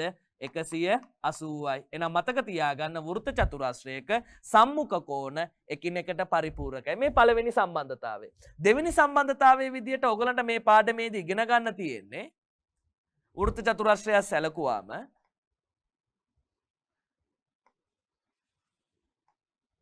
ඉගෙනගෙන තියෙන දෙයක් දුවල පුතාලා වෘත්ත චතුරස්‍රයක පාදයක් දික් කිරීමෙන් සෑදෙන බාහිර කෝණය. වෘත්ත චතුරස්‍රයක පාදයක් දික් කිරීමෙන් සෑදෙන බාහිර කෝණය. මෙන්න මේ බාහිර කෝණයේ විශාලත්වය ඊට අභ්‍යන්තර සම්මුඛ කෝණයට සමාන වෙනවා. කාටද? පාදයක් දික් කිරීමෙන් සෑදෙන බාහිර කෝණයේ විශාලත්වය. මෙයාව x කියලා ගමු. මෙයාගේ විශාලත්වය ඊට අභ්‍යන්තර සම්මුඛ කෝණයට සමානයි. එහෙනම් මෙයා x නම් මෙයාත් කවුරු වෙනවද පුතේ? x වෙනවා. බලන්න පැහැදිලිද කියලා හරියටම? ඕනෑම වෘත්ත චතුරස්‍රයක් ගන්න. එයාගේ පාදයක් දික් කිරීමෙන් සෑදෙන බාහිර කෝණය තියෙනව නේද? එන්නේ බාහිර කෝණයේ විශාලත්වය හැමතිස්සෙම පාදයක් දික් කිරීමෙන් සෑදෙන බාහිර කෝණයේ විශාලත්වය හැමතිස්සෙම ඊට අභ්‍යන්තර සම්මුඛ කෝණයට සමානයි. අභ්‍යන්තර සම්මුඛ කෝණයට සමානයි. මේ දෙක ඉගෙනගෙන තියෙනව නේද? දැන් වෘත්ත චතුරස්‍රයක් දැක්ක ගමන් පේන්න ඕනේ. ඇයි මම මේ ප්‍රමේයන් දෙක පැහැදිලි කරේ? පේනවද දුවේ පුතේ ගැටලුව තුල? ABDE කියන්නේ කවුද? වෘත්ත චතුරස්‍රයන්නේ. එහෙනම් වෘත්ත චතුරස්‍රාශ්‍රිත ප්‍රමේයන් මට භාවිතා කරන්න වෙනවා. වෘත්ත චතුරස්‍රාශ්‍රිත ප්‍රමේයන් භාවිතා කරනවා නම් ඔයා ප්‍රමේයන් දෙක මොකක්ද කියලා දැනගෙන ඉන්න ඕනේ. එහෙනම් පළවෙනි ප්‍රමේය වෘත්ත චතුරස්‍රයක සම්මුඛ කෝණ පරිපූර්ණකයි. ඊට ඉස්සෙල්ලා ගන්න අපි භාවිතා කරේ. දෙවෙනි ප්‍රමේය වෘත්ත චතුරස්‍රයක පාදයක් දික් කිරීමෙන් සෑදෙන බාහිර කෝණයේ විශාලත්වය ඊට අභ්‍යන්තර සම්මුඛ කෝණයේ විශාලත්වයට සමානයි. දැන් අපි ගැටලුවට එමු. දැන් මට ඕනේ BDC 30යි. බලන්න දුවේ පුතේ ආයේ BCD 40යි. අහන්නේ කාවද? AED. මම මෙයාව x කියලා දාගන්න. ඉතින් හරි සරලයි නේද? අර ඉගෙනගත්ත සම්බන්ධතාවත් එක්ක මෙයාව හොයාගන්න මම මෙන්න මෙහෙම තර්කයක් ගොඩනගනවා. මෙයා 40යි, මෙයා 30 නම් මෙයාව හොයාගන්න පුළුවන් නේද මට? මෙයාට මොකද වෙන්නේ? සමානයි. මෙයාට මොකද වෙන්නේ? සමානයි. හේතුව මොකද්ද? අපි දැන් තර්ක කරා. වෘත්ත චතුරස්‍රයක පාදයක් දික් කිරීමෙන් සෑදෙන බාහිර කෝණයේ විශාලත්වය ඊට අභ්‍යන්තර සම්මුඛ කෝණයේ විශාලත්වයට සමානයි. එහෙනම් මෙයා x නම් මෙයාත් කවුරු වෙනවද පුතේ? x වෙනවා. මට ඕනේ මෙයාව හොයාගන්න. එහෙනම් දැන් බලන්න. මෙයා අංශක 30යි. මෙයා අංශක 40යි. මෙයා අංශක x. ත්‍රිකෝණයක අභ්‍යන්තර කෝණ තුනක් නේද? ත්‍රිකෝණයක අභ්‍යන්තර කෝණ තුනේ අයික්‍ය කීයද? අංශක 180යි. එහෙනම් x එකතු කිරීම 30 එකතු කිරීම 40 සමානයි 180යි. බලන්න. මෙතන x එකක් ආවේ කොහොමද කියලා දුවල පුතාලා හිතන්න එපා. මට ඕනුනේ AED ව හොයාගන්න. AED ව මම දාගත්ත x කියලා. හේතුව මෙයා මෙයාට සමානයි කියලා මම සම්බන්ධතාවයක් දන්නවා. මෙයා මෙයාට කිව්වේ AED කෝණය DBC කෝණයට සමානයි කියලා මම දන්නවා. ඇයි? වෘත්ත චතුරස්‍රයක පාදයක් දික් කිරීමෙන් සෑදෙන බාහිර කෝණයේ විශාලත්වය ඊට අභ්‍යන්තර සම්මුඛ කෝණයට සමානයි. එහෙනම් මෙයා x නම් මෙයත් කවුරු වෙන්න ඕනේද? x වෙන්න ඕනේ. එහෙනම් x ව ගන්න මම භාවිතා කරපු ඊළඟ සම්බන්ධතාවය ත්‍රිකෝණයක අභ්‍යන්තර කෝණ තුනේ අයික්‍ය කීයද? අංශක 180යි. අපි දැන් විසඳමු. 30යි 40යි කීයද දුවේ පුතේ? 70යි. සමානයි 180යි. එහෙනම් භාවිතා කරපු ප්‍රමේය ත්‍රිකෝණයක අභ්‍යන්තර කෝණ.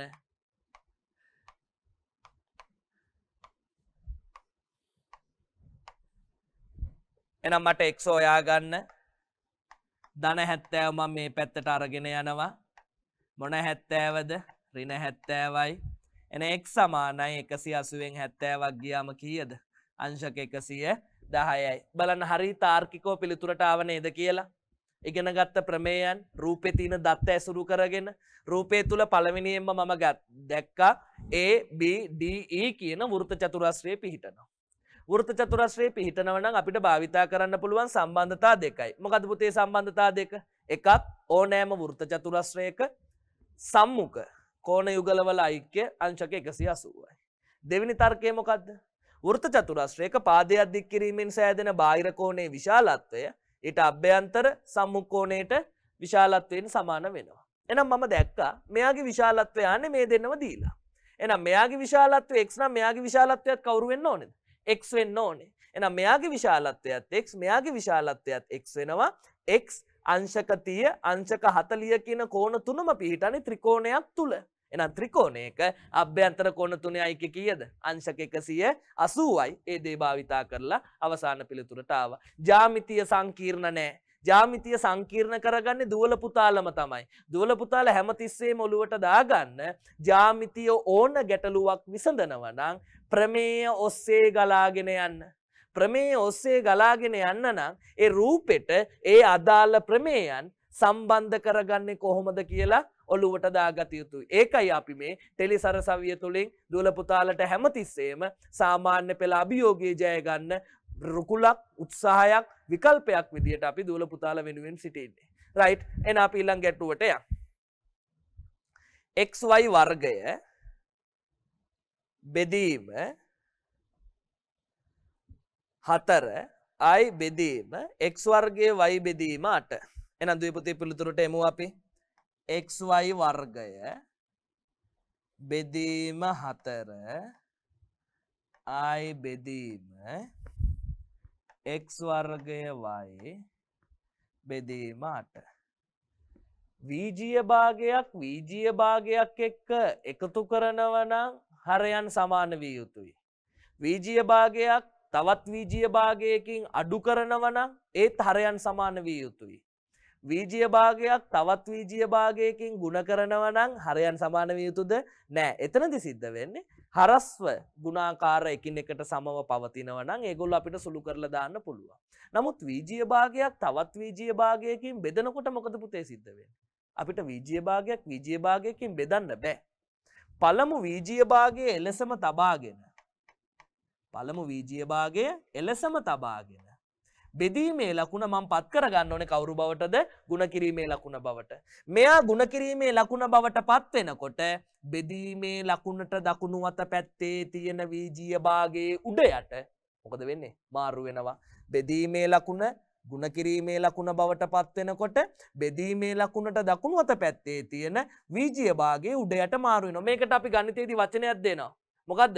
පරස්පරය සිද්ධ වෙනවා කියලා. එහෙනම් 8 බෙදීම x වර්ගය වැඩි කිරීම y. දැන් සුළු කරමු නේද දුවේ පුතේ?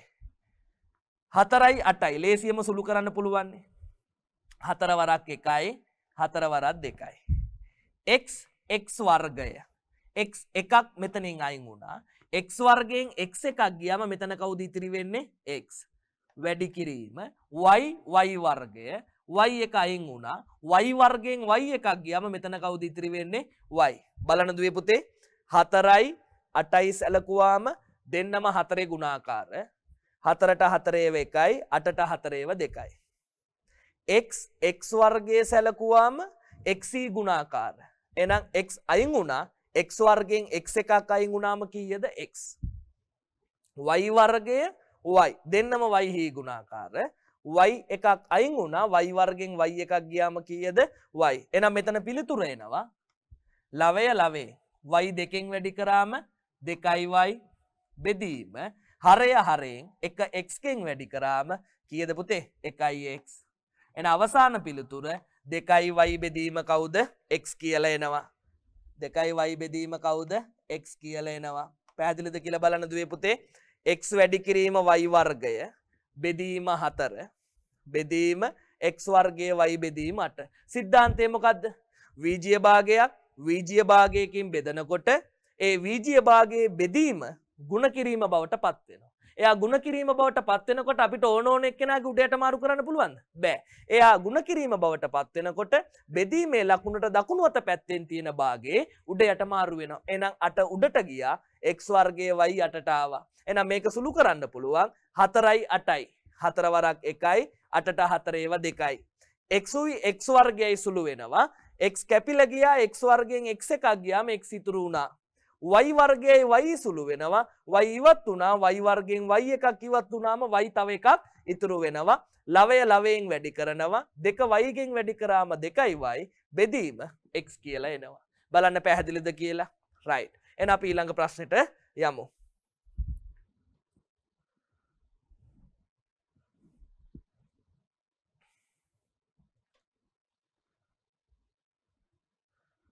බලන්න දුවේ පුතේ. ආයි ජ්‍යාමිති ආශ්‍රිත ගැටලුවක්. ගැටලුව පැහැදිලිද කියලා බලන්න දුවල පුතාලට.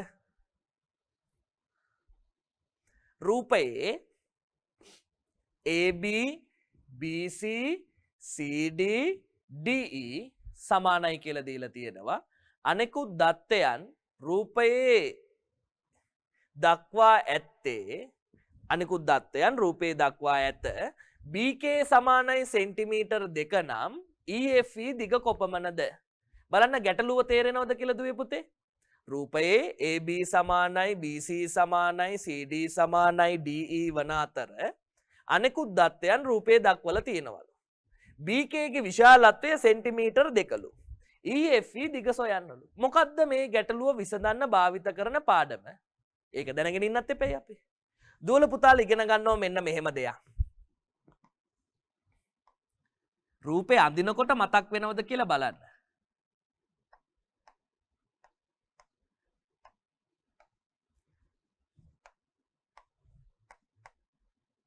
ඕනෑම ත්‍රිකෝණයක පාද දෙකක මධ්‍ය ලක්ෂ දෙක යා කරන රේඛාව. ඕනෑම ත්‍රිකෝණයක පාද දෙකක මධ්‍ය ලක්ෂ දෙක යා කරන රේඛාව එම ත්‍රිකෝණයේ ඉතිරි පාදයට මොකද වෙන්නේ? සමාන්තරයි. ත්‍රිකෝණයේ ඉතිරි පාදයට මොකද වෙන්නේ? සමාන්තරයි. අපිට ඕන විදිහට සමාන්තරයි කියලා කියන්න බෑ. ත්‍රිකෝණයක පාද දෙකක මොන ලක්ෂද? මධ්‍ය ලක්ෂ. ඒ කියන්නේ ඒ වල ඉඳලා මෙතන මම P කියලා දැම්මොත් මෙතන Q කියලා දැම්මොත් ඒ වල ඉඳලා P ට තියෙන දුරයි P වල ඉඳලා B ට තියෙන දුරයි සමාන වෙලා ඒ වල ඉඳලා Q ට තියෙන දුරයි Q වල ඉඳලා C ට තියෙන දුරයි සමාන නම් ඒකෙන් නිරූපණය වෙන්නේ P සහ Q කියන්නේ පාද දෙකේ මධ්‍ය ලක්ෂ කියන දේනේ. ඒ මධ්‍ය ලක්ෂ දෙක යා කරන රේඛාව ඒ ත්‍රිකෝණේ ඉතිරි පාදයට මොකද වෙන්නේ? සමාන්තරයි. ඒ වගේම දුවේ පුතේ ඒ ත්‍රිකෝණේ ඉතිරි පාදයේ විශාලත්වයෙන් කොච්චරක් වෙනවද? හරි අඩක් වෙනවා. මෙයා සෙන්ටිමීටර් 10 නම් මෙයා කීයක් වෙන්න ඕනද? 5 සෙන්ටිමීටර්. මෙයා සෙන්ටිමීටර් 20 නම් මෙයා කීයක් වෙන්න ඕනද? 10 සෙන්ටිමීටර්. PQ 4 නම් BC කීයද? 8ක් වෙන්න ඕනේ. PQ 10 නම් BC කීයක් වෙන්න ඕනද? 20ක් වෙන්න ඕනේ. මෙයාට අපි නමක් දුන්නා මොන ප්‍රමේය කියලාද? මධ්‍ය ලක්ෂ ප්‍රමේය. මතක් වුණාද කියලා බලන්න. ඕනෑම ත්‍රිකෝණයක පාද දෙකක මධ්‍ය ලක්ෂ දෙක යා කරන රේඛාව එම ත්‍රිකෝණේ ඉතිරි පාදයට මොකද වෙන්නේ? සමාන්තරයි. ඒ වගේම ඉතිරි පාදයේ විශාලත්වයෙන් හරි අඩක් බවට පත් වෙනවා. රයිට්. ඊට පස්සේ දූල පුතාලා ඉගෙන ගන්නවා මෙන්න මෙයාව. ඒ පාඩමේම ත්‍රිකෝණයක එක් පාදයක මධ්‍ය ලක්ෂයක සිට AB පාදයේ මධ්‍ය ලක්ෂ P කියලා ගමු. ත්‍රිකෝණයක එක් පාදයක මධ්‍ය ලක්ෂයක සිට තවත් පාදයකට සමාන්තරව අඳින ලද රේඛාවේ ත්‍රිකෝණයක එක් පාදයක මධ්‍ය ලක්ෂයක සිට තවත් පාදයකට සමාන්තරව අඳින ලද රේඛාවෙන් මේ ඉතිරි පාදය මොකද වෙන්නේ? සමාන කොටස් දෙකකට බෙදනවා. ඒ කිව්වේ ත්‍රිකෝණයක ABC ත්‍රිකෝණය ගන්න. ABC ත්‍රිකෝණයේ AB පාදයේ මධ්‍ය ලක්ෂය P කියලා දීලා තියෙනවා. එහෙනම් මේ මධ්‍ය ලක්ෂයේ ඉඳලා රේඛාවක් ඇඳලා තිනවා BC ට සමාන්තරව. එහෙනම් එක් පාදයක මධ්‍ය ලක්ෂයක සිට තවත් පාදයකට සමාන්තරව අඳින ලද රේඛාවෙන් AC පාදයේ සමාන කොටස් දෙකකට බෙදනවා. මෙයාට අපි නමක් දෙනවා කවුරු කියලාද? මධ්‍ය ලක්ෂ ප්‍රමේය විලෝමය. එහෙනම් ප්‍රමේයන් දෙක මතක් වුණාද කියලා බලන්න. අපි රූපික වශයෙන් ඔලුවට දාගන්නවා වගේම වචන වශයෙන් උද්දාගමු. ත්‍රිකෝණයක එක් පාදයක මධ්‍ය ලක්ෂයක සිට තවත් පාදයකට සමාන්තරව අඳින ලද රේඛාවෙන් ඉතිරි පාදය සමච්ඡේදනය වේ. මෙන්න රූප සටහන. මොකද්ද? මධ්‍ය ලක්ෂ ප්‍රමේයේ විලෝමය. ඊට පස්සේ අපි ඉගෙන ගන්නවා ත්‍රිකෝණයක පාද දෙකක මධ්‍ය ලක්ෂ දෙක යා කරන රේඛාව ඒ ත්‍රිකෝණේ ඉතිරි පාදයට මොකද වෙන්නේ? සමාන්තරයි. ඒ වගේම ඒ ඉතිරි පාදයේ විශාලත්වයෙන් හරි අඩ. ඔන්න ඔය මධ්‍ය ලක්ෂ ප්‍රමේයත් මධ්‍ය ලක්ෂ ප්‍රමේය විලෝමයත් භාවිතා කරලා තමයි ගැටලුව හදන්න තියෙන්නේ. අපි බලමු දුවේ පුතේ නා. AB සමානයි BC සමානයි CD සමානයි DE වන අතර අනෙකුත් දත්තයන් රූපයේ දක්වා ඇත. BK 2යි. EF ගේ දිග කොච්චරද කියලා අහනවා. දැන් බලන්න පුතේ. මෙන්න මේ AC H කියන ත්‍රිකෝණය බලන්නකෝ. අර දෙවෙනියට ඉගෙන ගත්ත ප්‍රමේය යොදමු අපි. ත්‍රිකෝණයක ACH කියන ත්‍රිකෝණය බලන්නේ. දැන් ඔයා මොන ත්‍රිකෝණයද බලන්නේ? ACH කියන ත්‍රිකෝණය. මේ ACH කියන ත්‍රිකෝණයේ B කියන්නේ මධ්‍ය ලක්ෂය. මෙතන ඉඳලා සමාන්තරව රේඛාවක් ඇඳලා තිනව කාටද? CH ට. එහෙනම් ත්‍රිකෝණයක එක් පාදයක මධ්‍ය ලක්ෂයක සිට තවත් පාදයකට සමාන්තරව ඇඳන ලද රේඛාවෙන් ත්‍රිකෝණයක එක් පාදයක මධ්‍ය ලක්ෂයක සිට තවත් පාදයකට සමාන්තරව අඳින ලද රේඛාවෙන් ඉතිරි පාදය මොකද වෙන්නේ? සමාන කොටස් දෙකකට බෙදනවා. එහෙනම් දැන් බලන්න AH කියන පාදයේ මධ්‍ය ලක්ෂයේ බවට කවුරුපත් වුණාද? K කියන එක්කෙනාපත් වුණා. එහෙනම් දැන් ආයි තාර්කිකයි නේද? AB BC AK KH මධ්‍ය ලක්ෂණේ B කියන්නේත් K කියන්නේ. එහෙනම් මේ මධ්‍ය ලක්ෂ දෙක යා කරන රේඛාව. මෙයා ඉතිරි පාදයට මොකද වෙන්න ඕනේ පුතේ? සමාන්තර වෙන්න ඕනේ. ඒගොල්ලෝ දීලා තිනවා ඒක. ඒ වගේම ඉතිරි පාදයේ විශාලත්වය ඒ මධ්‍ය ලක්ෂ දෙක යා කරන විශාලත්වයෙන් කී ගුණයක් වෙන්න ඕනද? දෙගුණයක් වෙන්න ඕනේ. එයි මෙයාගෙන් හරි අඩක් වෙන්න ඕන නම් මේ පාදයේ විශාලත්වය මෙයාගෙන් දෙගුණයක් වෙන්න එපා. මෙයා දෙක නම් මෙයා කීයද? 4යි. එහෙනම් CH පාදයේ විශාලත්වය හොයාගත්ත 4 සෙන්ටිමීටර්. මට ඕනේ CH වද EF වද? EF. එහෙනම් පිළිතුරට එමු දැන්. AB x කියලා ගන්න. BC x. CD x. DE x. එහෙනම් දුවේ පුතේ මේ පාදයේ කීයද? ABX BCX මෙයා 2x වෙනවා. ඊට පස්සේ CDX DEX මේ පාදයට කීයක් වෙනවද? 2x වෙනවා. එහෙනම් බලන්න දුවේ පුතේ රූපිකව AB පාදය x BC පාදය x. එහෙනම් AC පාදය 2x වෙනවනේ. CD පාදය x DE පාදය x සමානයි කියලා දීලා තියෙනවා. එහෙනම් CE පාදය 2x වෙනවා. එහෙනම් මෙයත් 2x නම් මෙයත් 2x නම් මේ AEF කියන ලොකු ත්‍රිකෝණයේ AE පාදයේ මධ්‍ය ලක්ෂය නේද C කියන්නේ. බලන්න A වල ඉඳන් C ට තියෙන දුරයි C වල ඉඳන් E ට තියෙන දුරයි සමානයි කියන්නේ මේ ලොකු ත්‍රිකෝණේ C කියන්නේ AE පාදයේ මධ්‍ය ලක්ෂය. එහෙනම් බලන්න එක් පාදයක මධ්‍ය ලක්ෂයක සිට තවත් පාදයකට සමාන්තරව අඳින ලද රේඛාවෙන් ඉතිරි පාදයේ මොකද වෙන්නේ නා? සමච්ඡේදනය වෙනවා. එහෙනම් අපිට මධ්‍ය ලක්ෂ ප්‍රමේය විලෝමයෙන් ගන්න පුළුවන් A වල ඉඳලා H ට තියෙන දුරයි H වල ඉඳලා F ට තියෙන දුරයි මොකද වෙන්නේ? සමානයි. එහෙනම් දැන් බලන්න පුතේ AB පාදයේ මධ්‍ය ලක්ෂය කියන්නේ C, AF පාදයේ මධ්‍ය ලක්ෂය කියන්නේ H. ඒ මධ්‍ය ලක්ෂ දෙක යා කරලා තියෙන රේඛාව මෙන්න. ඒ මධ්‍ය ලක්ෂ දෙක යා කරලා තියෙන රේඛාව එහෙනම් ත්‍රිකෝණයේ ඉතිරි පාදයට මොකද වෙන්න ඕනේ? සමාන්තර වෙන්න ඕනේ. ඉතිරි පාදය කිව්වේ EF ට සමාන්තර විය යුතුයි. ඒ වගේම ඒ ඉතිරි පාදයේ විශාලත්වය මධ්‍ය ලක්ෂ දෙක යා කරන රේඛාවේ විශාලත්වය මෙන් දෙගුණයක් විය යුතුයි. එහෙනම් දුවේ පුතේ CH 4 සෙන්ටිමීටර් නම් EF කීයක් වෙන්න ඕනේද? CH 4 සෙන්ටිමීටර් නම් EF කීයක් වෙන්න ඕනේද?